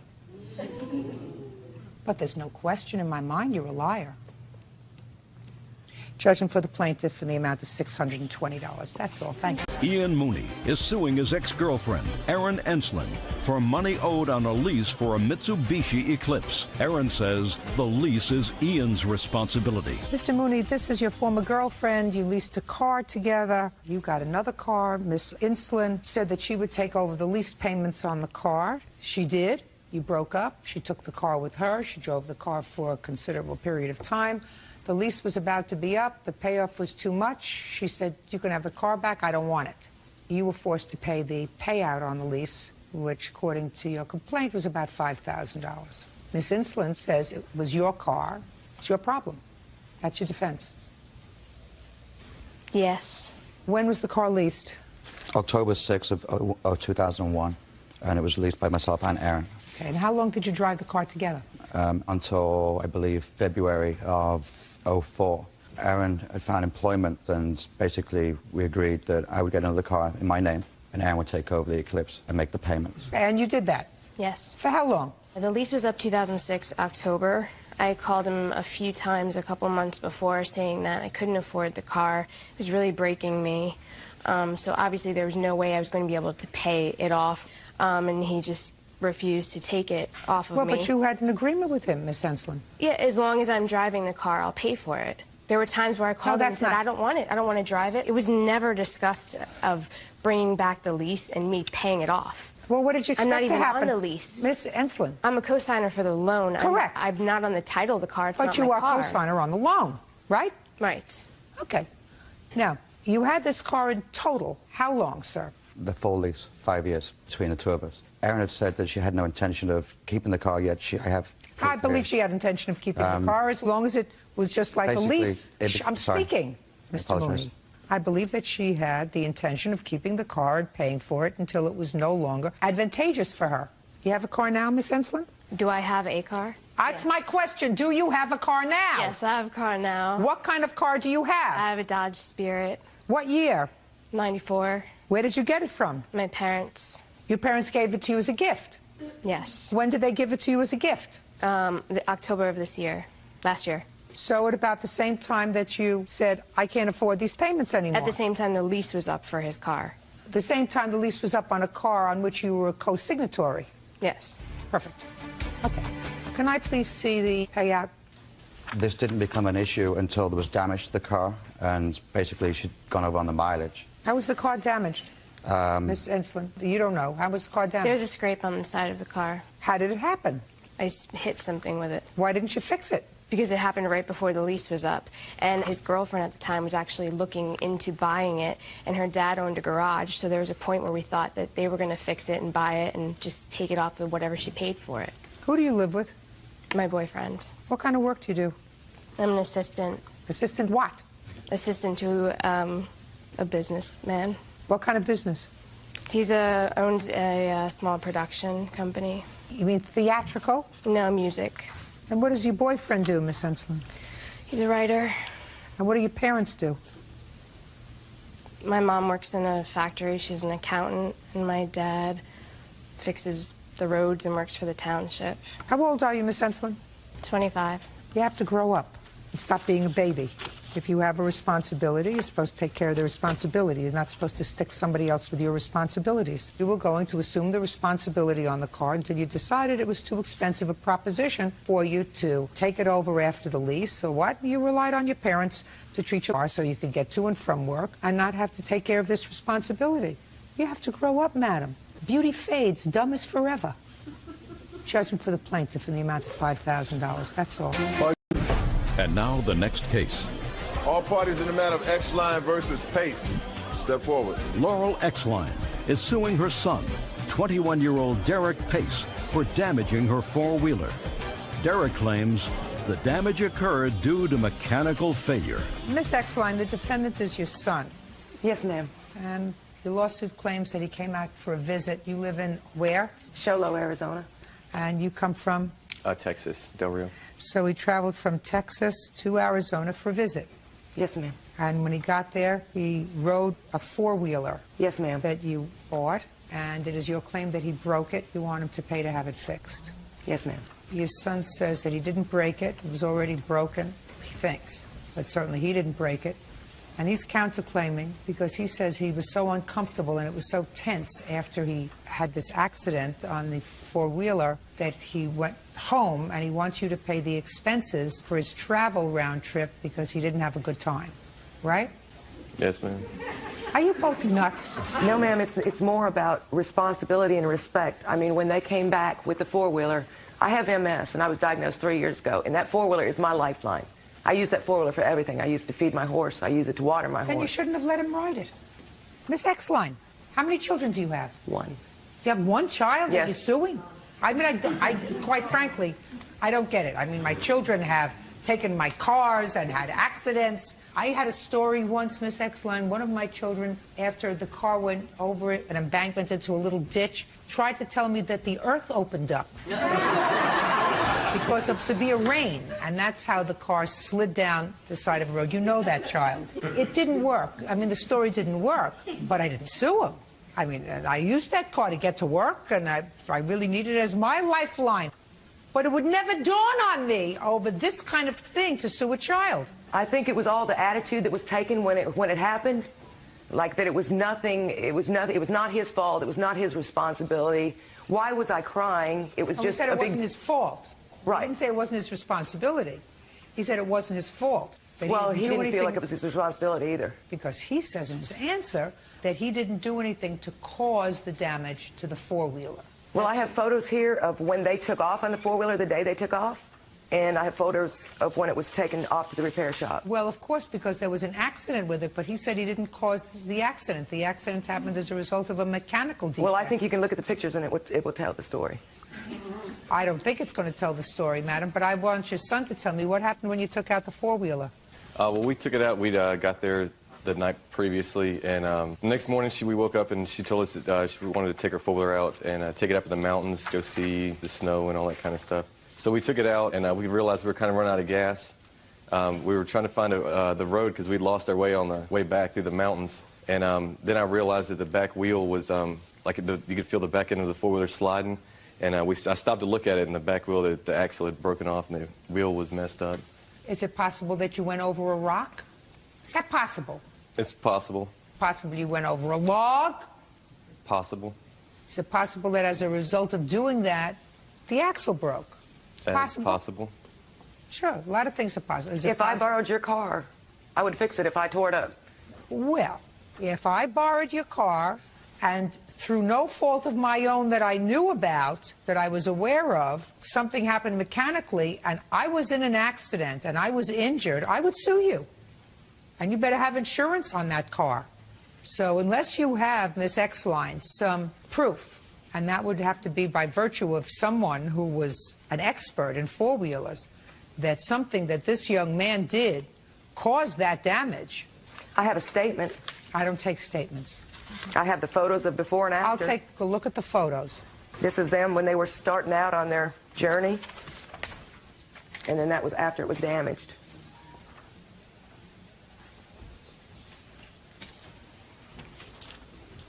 He has entirely, his whole life, he's the only child, and I did not pursue my career. I was in the military for 8 years, and I did not pursue my career when I got out of the military to be at home with him and spend time with him and to be a good mother. And he was in private schools. He had the best of everything, and I think that it's time that he takes responsibility for his actions. Ms. Exline, you don't get payback from children for doing the right thing. That's what you're supposed to do as a mother. You're supposed to sacrifice and make sure that your children have things that you didn't have, and make sure that they have a better education than you had. And if it involved you staying home, not having a career, that doesn't necessarily make you a better mother than somebody who works, has a career, and tries to be a good mother at the same time. So you don't get payback for whatever sacrifices you think you made for your children. And certainly under these circumstances where I have no proof that this was caused by something other than a defect in the four-wheeler that happened serendipitously at the time that he drove it. And it may have been that they went over a rock. But certainly they didn't purposely do anything. He doesn't look like a nut. Do anything to put themselves and his wife in harm's way. I don't know what your problem is. But I'm speaking.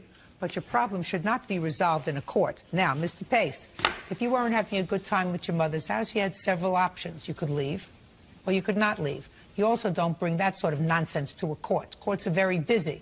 Certain things happen in a family. This is one of them. Your case is dismissed. Goodbye. Parties are excused. You may step out. I think it was a fair decision. I think it's ridiculous. I think he should pay. Like I told her before, she bought it, the four-wheeler extremely cheap, and I told her if you get a good deal on something, it might always be the best for your money. If you borrow something and you tear it up, you ought to pay. We stopped on the road, and we had no way to get back. We were in the middle of nowhere, so we had to hitch a ride home. He called me on the phone and said, Mom, the wheel is crooked. We were going to go pick it back up. She didn't want us to use her truck to go get it, so we had to take the neighbor to go get it, pick it up. I use that four-wheeler every day. I've used it for everything. It's constantly in use, and it's not for recreational use. It's for work. I think it's ridiculous, too. I think the whole situation's just, it should have never happened. I told her before that I thought something was wrong with it. I probably should have never rode it. The four-wheeler's already broke when we rode it, and we shouldn't have rode it, but it shouldn't be our responsibility to fix it. I think we'll be able to work it out between us and figure out something to do. Him paying for the four-wheeler, that's the bottom line. It's sad because they should have a really, really close, relationship, and this big mess has just come between us. And now the next case. All parties in the matter of Leonard versus Calvert. Step forward, please. Carol Leonard is suing her ex-fiancé, Brian Calvert, for wrecking a four-wheel ATV when he drove it drunk. Brian claims the bike had a malfunction. Miss Leonard, you and Mr. Calvert were in a relationship. You met at work, according to your complaint. Shortly after you met, Mr. Calvert wanted to buy a four-wheeler. And according to you, he got drunk? Yes, he did. He took out the four-wheeler. Mm-hmm. He wrecked it. Correct. And since it was purchased on your credit, you're stuck with it. Correct. Mr. Calvert has an interesting defense. First, he says that you bought it for him. No. He merely helped to make the payments on it because he was a nice guy. And if I don't believe that story, then it's really your fault that he wrecked the bike, because the bike had a recall notice that was in your mail that you didn't tell him about. And since he almost got killed, it was your fault that he's got $8,000 worth of medical bills, because if you had told him about the recall notice, he would have taken the bike in to have it checked. That's his defense. Is that right? Yes, ma'am. Now, Miss Leonard, when did you and Mr. Calvert start to have a relationship? The beginning of August 2005. And when did you buy these wheelers? August 19th. Of 2005? Yes. Well, tell me about the conversation that you had. You knew him for a couple of weeks. Well, I had a business relationship with him before that. And then I did start dating him, and he said he wanted to buy the four-wheeler. We call them bikes. But his log home hadn't sold yet. It was going to sell in September. And he said if I bought it, he would have it for my birthday. My birthday's August 31st. And then he would pay me for it when his log home sold. What do you mean he would have it for your birthday? So he was giving it to you as a birthday present? No, we were going to go. They're actually a lot of fun to ride in West Virginia. And we were going to go on a big ride for my birthday. When did you and Mr. Calvert separate? Shortly after this accident, the beginning of May. Okay. Now, how many payments did he make on the bike? Probably about 3. And what happened? He did not keep making them, and it strained our relationship. And the problem really with Brian and with this whole incident is that he has a serious alcohol problem. And alcohol basically has ruined his life because we had a good relationship when we were together. He didn't drink, but when he does drink, it's a nightmare. He either goes to jail or he goes to the hospital. One or the other. And that's what happened with this. As a matter of fact, he has 4 DUIs. 1 was on a 4-wheeler. You still didn't tell me what happened when he stopped making the payments. If you Nothing. made 3 I made payments. the payments. The accident was in May of 2006? April. April. Did you start drinking in April, Mr. Calvert? I had a couple drinks that night, ma'am. Why? Just the rest of us was drinking. But you know you have a drinking problem. I had a drinking problem, ma'am. No, you have a drinking problem. You're always an alcoholic if you have a drinking problem. Yes, ma'am. You may be a recovering alcoholic, but you're always an alcoholic. Yes, ma'am. So what caused you to drink? We was just having a couple beers, ma'am. But you hadn't been drinking for a long time. Yes, ma'am. And after you started to drink, you got on the 4-wheeler? We was on the 4-wheeler before we started to drink. I mean, we had the alcohol with us. You ended up in the hospital? Yes, ma'am. How seriously injured were you? $8,000 worth of hospital bills. Now, Miss Leonard, did you ever notice on these bikes? The one that he was talking about with the throttle sticking, that was fixed before I ever bought the bike. And I have that statement right there. Can I see it, please? Right here is the claims history that the throttle was fixed prior to my purchasing it.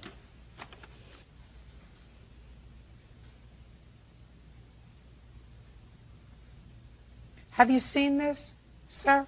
That the throttle that you complain about was fixed? And the repair was done August 19th of 05, when it had 2 miles on it. On that bike, it wasn't, we bought the bikes before that. I mean, No, sir, I don't care when you bought the bikes. Just listen to me. This indicates that on the VIN number of your bike, that throttle problem was repaired, looks like before it was purchased. The repair was done on the 19th of August, which is the date that it was purchased. Do you understand? Yes, ma'am.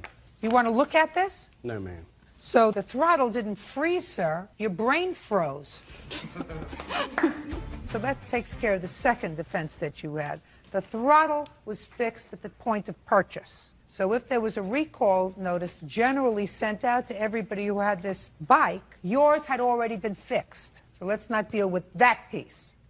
Let's deal with the fact that it was bought for you. You want to tell me that story? Yes, ma'am. I'm listening. Her son wanted a different bike at the time, and she said, no, we're buying this bike because, I mean, that's the bike that she said, you know, I preferred to get. So that's the bike she got. For her son? No, it was too big for her son. Just a second. I'm not following you, sir. I mean, if you're trying to confuse me, you're doing a very, very good job, and I'm not easy to confuse. The bike was bought for me, ma'am. You mean as a gift? Yes, ma'am. Then why did you make payments on it? I helped her out when she needed help on making the payments on it. Well, explain that to me, sir. Explain to me how it came about that you helped her out. Numerous of times she asked me to make the bike payment. Tell me about it. When was the first time she asked you to make a bike payment? I don't have the dates with me. Well, where are you supposed to get them from? I gave her cash money, ma'am. You think I believe you? Why in the world, sir, if she was involved with you 2 weeks, would she spend $7,000 on you?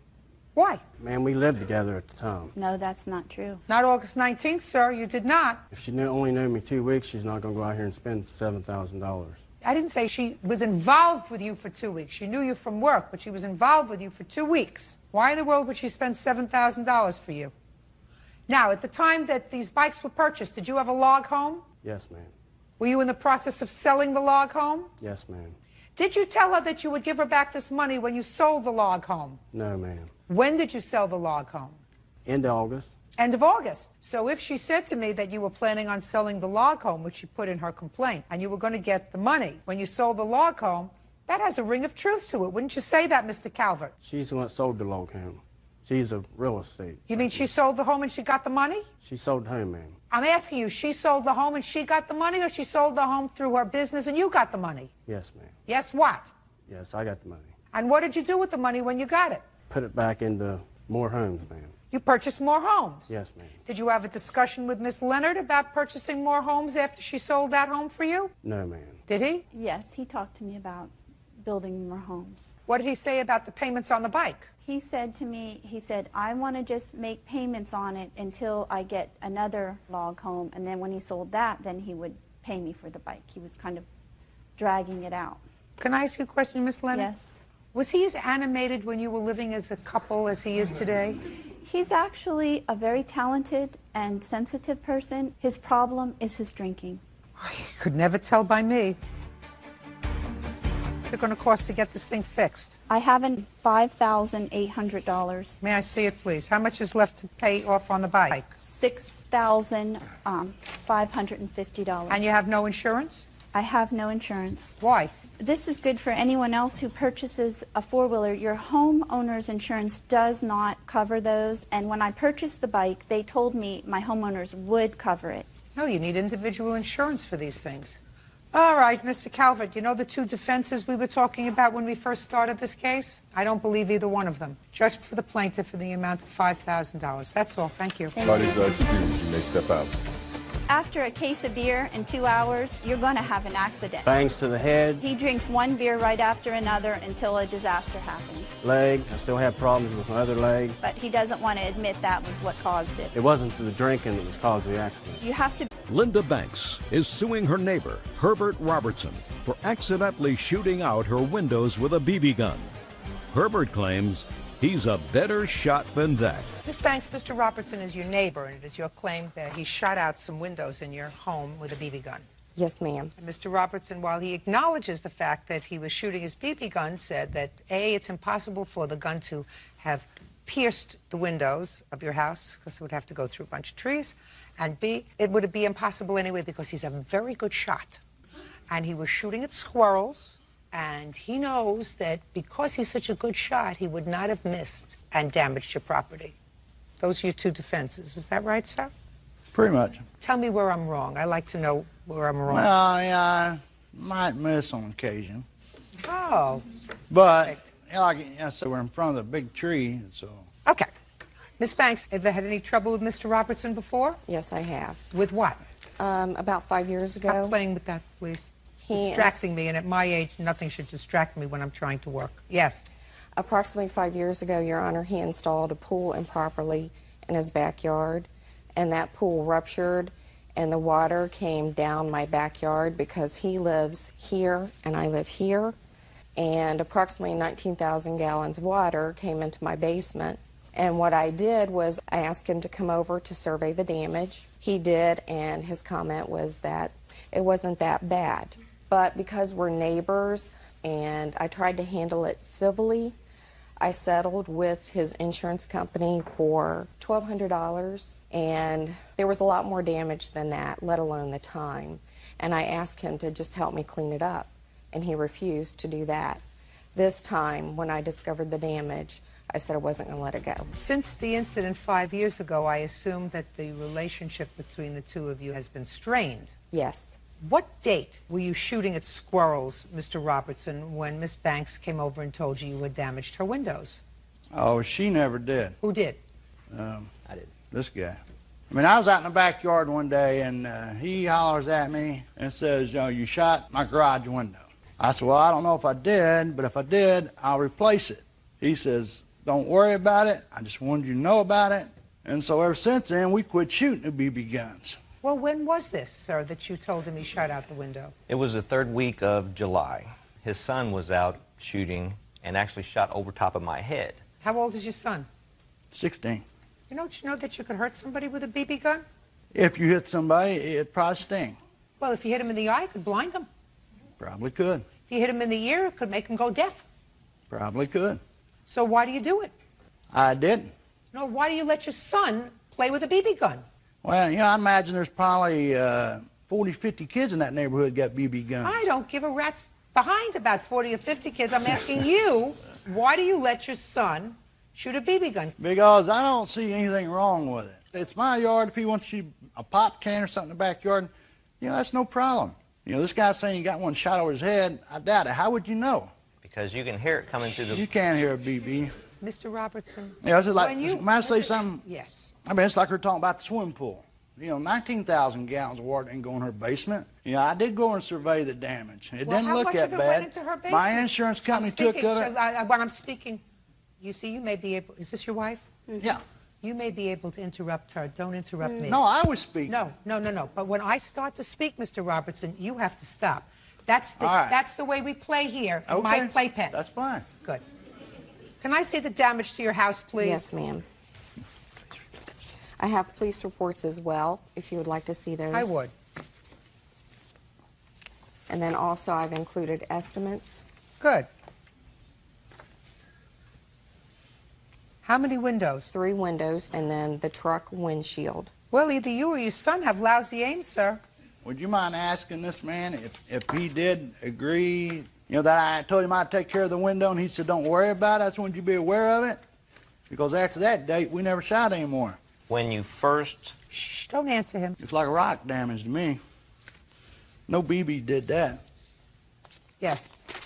Judge Judy, I would like to add, originally, the first incident he did offer to pay. The second incident was August the 11th, the date of the police report. And on the second incident, how many windows were shot out? That's when we discovered the damage of the second additional, the bedroom window, and then the truck window. Got it.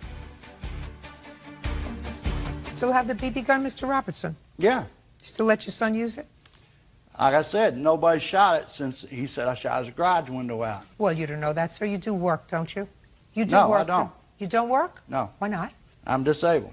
What's the nature of your disability? Back. You I've have had a bad 5 back back. surgeries. Really? How can you shoot a BB gun with a bad back? A BB gun? Yeah, how can you pick up a BB gun? Well, how much do you think it weighs? Kind of hard to shoot. Well, incapacitating. Seems to be if you can do this, you can sit at a desk and answer a phone. Well, I'm just saying, I offered to pay for it. He said, don't worry about it. And that was the end of the shooting. He doesn't after want that. you to know. Listen to me. He doesn't want you to worry about it. He wants you to pay for it. There's a difference. I offered to pay for it. Good. Ask my wife. Oh, I won't. She has to go home with you. That she has you my done made your sincere mind up. condolences. And like I said, I thought you were innocent until you're proven guilty. That's what we just did. No, you didn't. Judgment for the plaintiff in the amount of $1,200. Thank you. That's all. It don't Thank you. matter. You're divorced. 92. And for how long did the boys live with their father? They never have. Never. Until one of them was kidnapped. My question to you is, during what times did the boys live with their father? The youngest one has never lived with him. The oldest one went there for a Thanksgiving vacation and never came back. What year? 98. Who's the older? You went to live with your father in 1998 until when, sir? 2006. So you lived there for 8 years? Yes. Did you see your brother No. while you lived there? No. It is your claim, Miss Roscoe, that your husband's former wife, the first Mrs. Roscoe, I assume the first... She's the second. The second Mrs. Roscoe. You are the third Mrs. Roscoe. I'm the fourth. You're the fourth Mrs. Roscoe. Yes. He's got something... You're the Well, elusive, but he has something. No. Has been harassing you. Right. I need to clarify Go ahead. what they said. First of all, Sean did not live with Bob until 2006 because he moved into my house in 2004 because he had nowhere else to go. Is that right? You were with your stepmother? No, I stayed with friends mainly because of I did not. I didn't ask you for any other reason. Your complaint is that she harasses you. Yes. You want her to stop. She says Right. she doesn't harass you, you harass her. You want to know who's harassed? The kids. Me. That's true. So, Mrs. Roscoe, the fourth Mrs. Roscoe, that would be you. Yes. You have 5 minutes to tell me how she's harassing you Okay. legally. All right, it started in 2004 when Sean moved into my house. Bob did not live there. Sean did. He had nowhere else to go, so I let him stay with me. She found out how old I was, and it started from that point on. I have always been mistress, lot lizard, what else? All Don't kinds of ask her. stuff. Okay. I have emails. I have certified letters. She sent the same letter 3 times, 2 by certified mail, after she paid to get our address. This is the certified letter that she sent.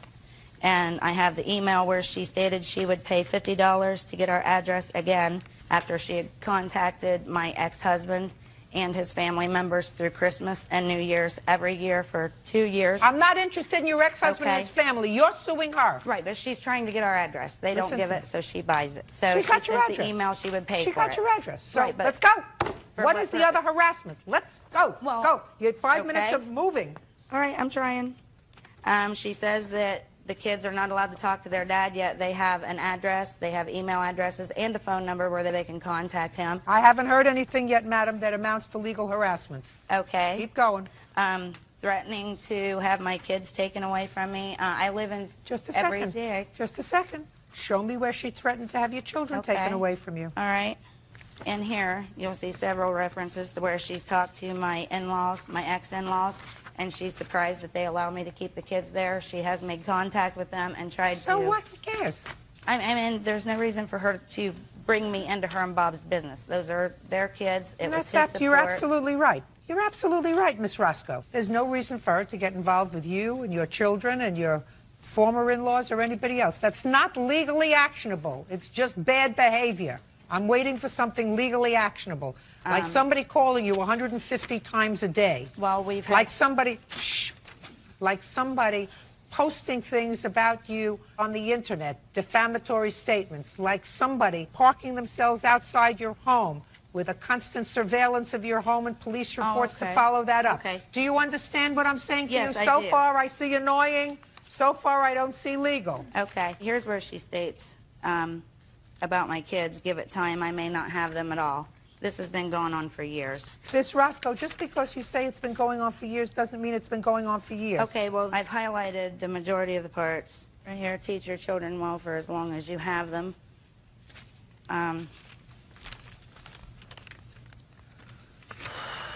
It's not so much... Just a second. Okay. Have you ever told the truth? I figured out that you lie almost as well as your boyfriend. You can't beat That's him. He's the best. But you come to a close second. Who wrote that? That's her. And then teach your children well for as long as you have them. Well, that's a good idea. Teach your children well for as long as you have them, because you won't have them forever. You could have gotten rid of me by having my son call, but that would have been too easy. Her son was 21 years old and had known her number for years. He did not even live in my house. He lived with his girlfriend where he had a restraining order put on him. Do you answer these messages? I used to. I deleted that name so she wouldn't have it anymore. So you answered her? Sometimes, yeah, when I took all I could take. Yeah. All and right, I so called the good. police. Okay. And Keep going. Your 5 minutes are almost okay. up.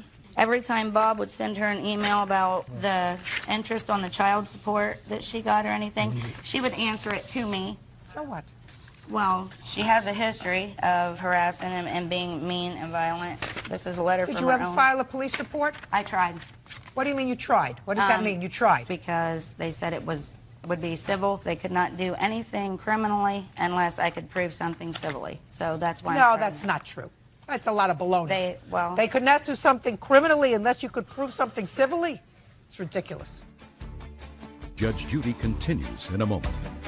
You know my name. I'm going to go find your little boy.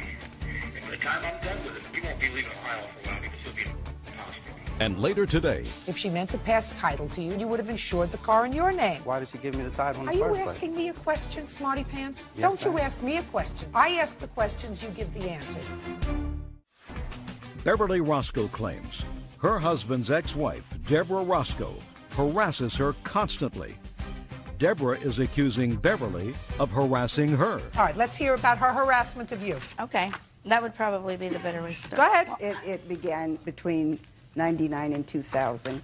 She started contacting my youngest son in Washington over the internet, and when I finally seen Berry Joe 99 come popping up a lot of times, I finally asked my son, I says, who is this Berry Joe? Well, that's Dad's girlfriend. And I said, no, it can't be Dad's girlfriend because he's been married since 95. Well, that's Dad's girlfriend.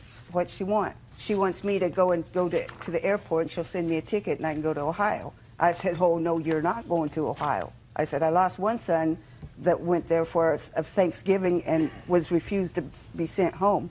I said, you're not going. She continued to write, and he got to the point where he got belligerent with her. So then all of a sudden, she wasn't nice to him no more. He was going to be put into the mental institute, and that started things. You complain that she's harassed you. You have 5 minutes to tell me how. I have blocked her from her name from my addresses, my emails, my IMs. She now goes under my ex-husband's IMs. She posted my social security number over the internet January 29th of 2006. Why did you do that? During those messages that you have right there, the way she was carrying on about how she was going to come and sit in my driveway and how she was going to stay at my ex-in-laws and stuff until she could get to me the next day and stuff. Yes, I did, just to shut her up, and it worked. So you posted her social security number? I called the cops. They wouldn't do anything about it. So and it wasn't You deserve posted. each other. It wasn't posted. You absolutely deserve each other. Listen to me. Sounds to me like you two women deserve each other. No, she just needs to leave my sons and I alone. Listen to me. Madam, you have choices in this life. if what you're going to do is make a mission out of making each other's lives miserable, because somebody's got to start the text message and somebody's got to finish it. Right now, there is absolutely no reason to have any contact with each other. You have grown children. If they want to see their father, they will contact him. If they want to speak to him, they will contact you. They're big boys. So these two women have absolutely no reason to have any contact with each other. Is that right? That's true. Right. Ma'am, I've got some more Listen to me. Well, get to it, because now you have 2 minutes. I've got some recordings I'd like you to listen to. I am absolutely going to listen to recordings if you have them. How did you work this? These are just a couple of the messages that come over my telephone. You know my name. You ain't called me back within 5 minutes. I'm going to go find your little boy. And by the time I'm done with him, he will need you. But he won't be leaving Ohio for a while because he'll be in the hospital. That was him. Yes, ma'am, that was me. Yes. I would like to think that you're grown up enough to help for your son, who you have no idea what has become in 7 years. As a matter of fact, it was he who pushed me, and I refused to have the cops take him. Nobody called the cops on him. He walked out in front of a cop car and almost got hit, and they were going to arrest him for the way he was yelling and carrying on, and I told them just to let him get his stuff and leave. Now, if you think you can grow up and act like a 50-year-old mother, you can call me back and I will explain to you what happened. If you want to sit there and listen to his little pouty stories, it's all full. You go right ahead. But all you and Josh are doing is bob off to a point where the only person going to pay for you two sitting there acting like idiots is Sean. So if you think you can grow up and call me back, I'll be here for a Nothing wrong with that message. They get better. Shut up. Listen to me. I didn't ask you for anything. Okay. Wonderful mother that you portray yourself as. You would personally give it what's going on in your kid's life. But since you don't, that's fine. I will make sure he gets a ride back to Washington. You can either call me back and be mature, or I'll send him back via the Knox County Sheriff's Department. That's your choice. Now, who's harassing who? Just a sec. Shh. Quiet. All I'm going to say is you better have made sure you got permission from his probation officer to take him out of the state, because she will know tomorrow that you did.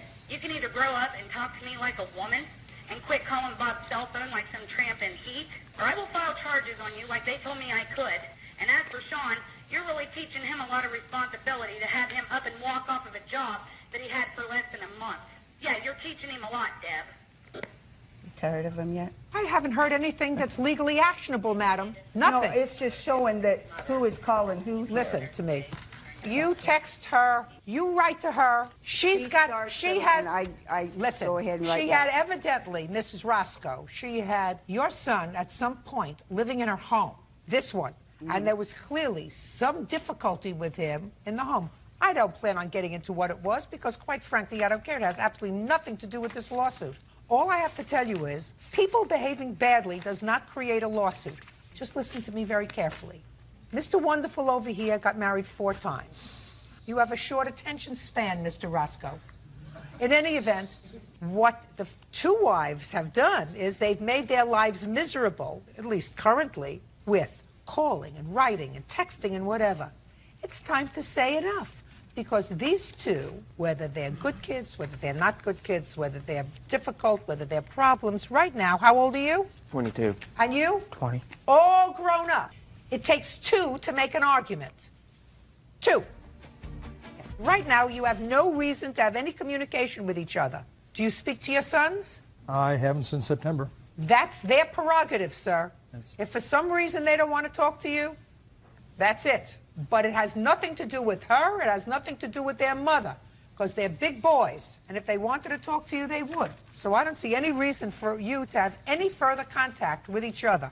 Why don't you both consent to an order that prohibits any contact whatsoever, either by mail, by telephone, by text message, by any form of communication that we know of in modern electronics? I had reported her to her work to get Your her to case quit. is dismissed, madam. You have no case.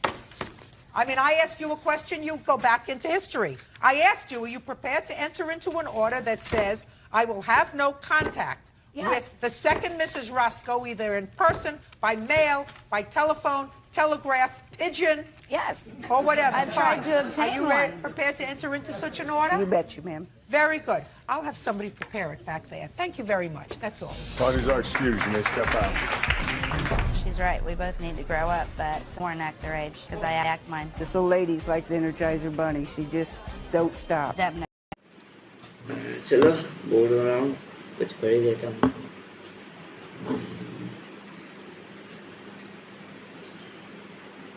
इतने जो ना आ गए ठीक है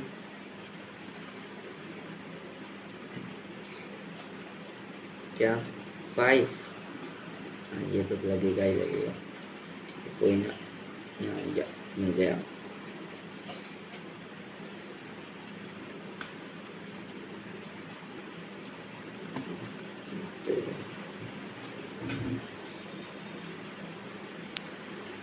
तीन सौ एक चलो मिल गया और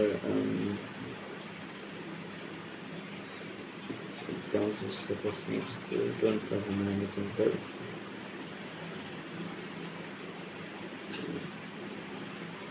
Obviously, you've got a problem, said Harry. Spit it out, will you? Well, Harry spit it out. Don't expect me to skip up, down, or pretend because there's damn thing we have got to find. This after the rest of stuff, I don't know. Plunk. The rain is going on.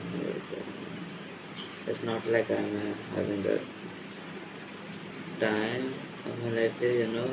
I'm mangled and nothing to eat, freezing my backside off every night.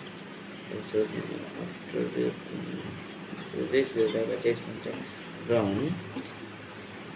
I thought, that you would sign up for. Yeah, and I did too. So that part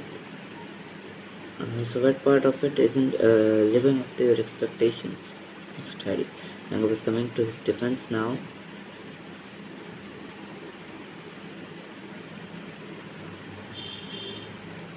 Did you think we would be staying in 5-star hotels, spending our hotels every other night? Did you think we would be back tomorrow like Christmas? Without you know what you were doing.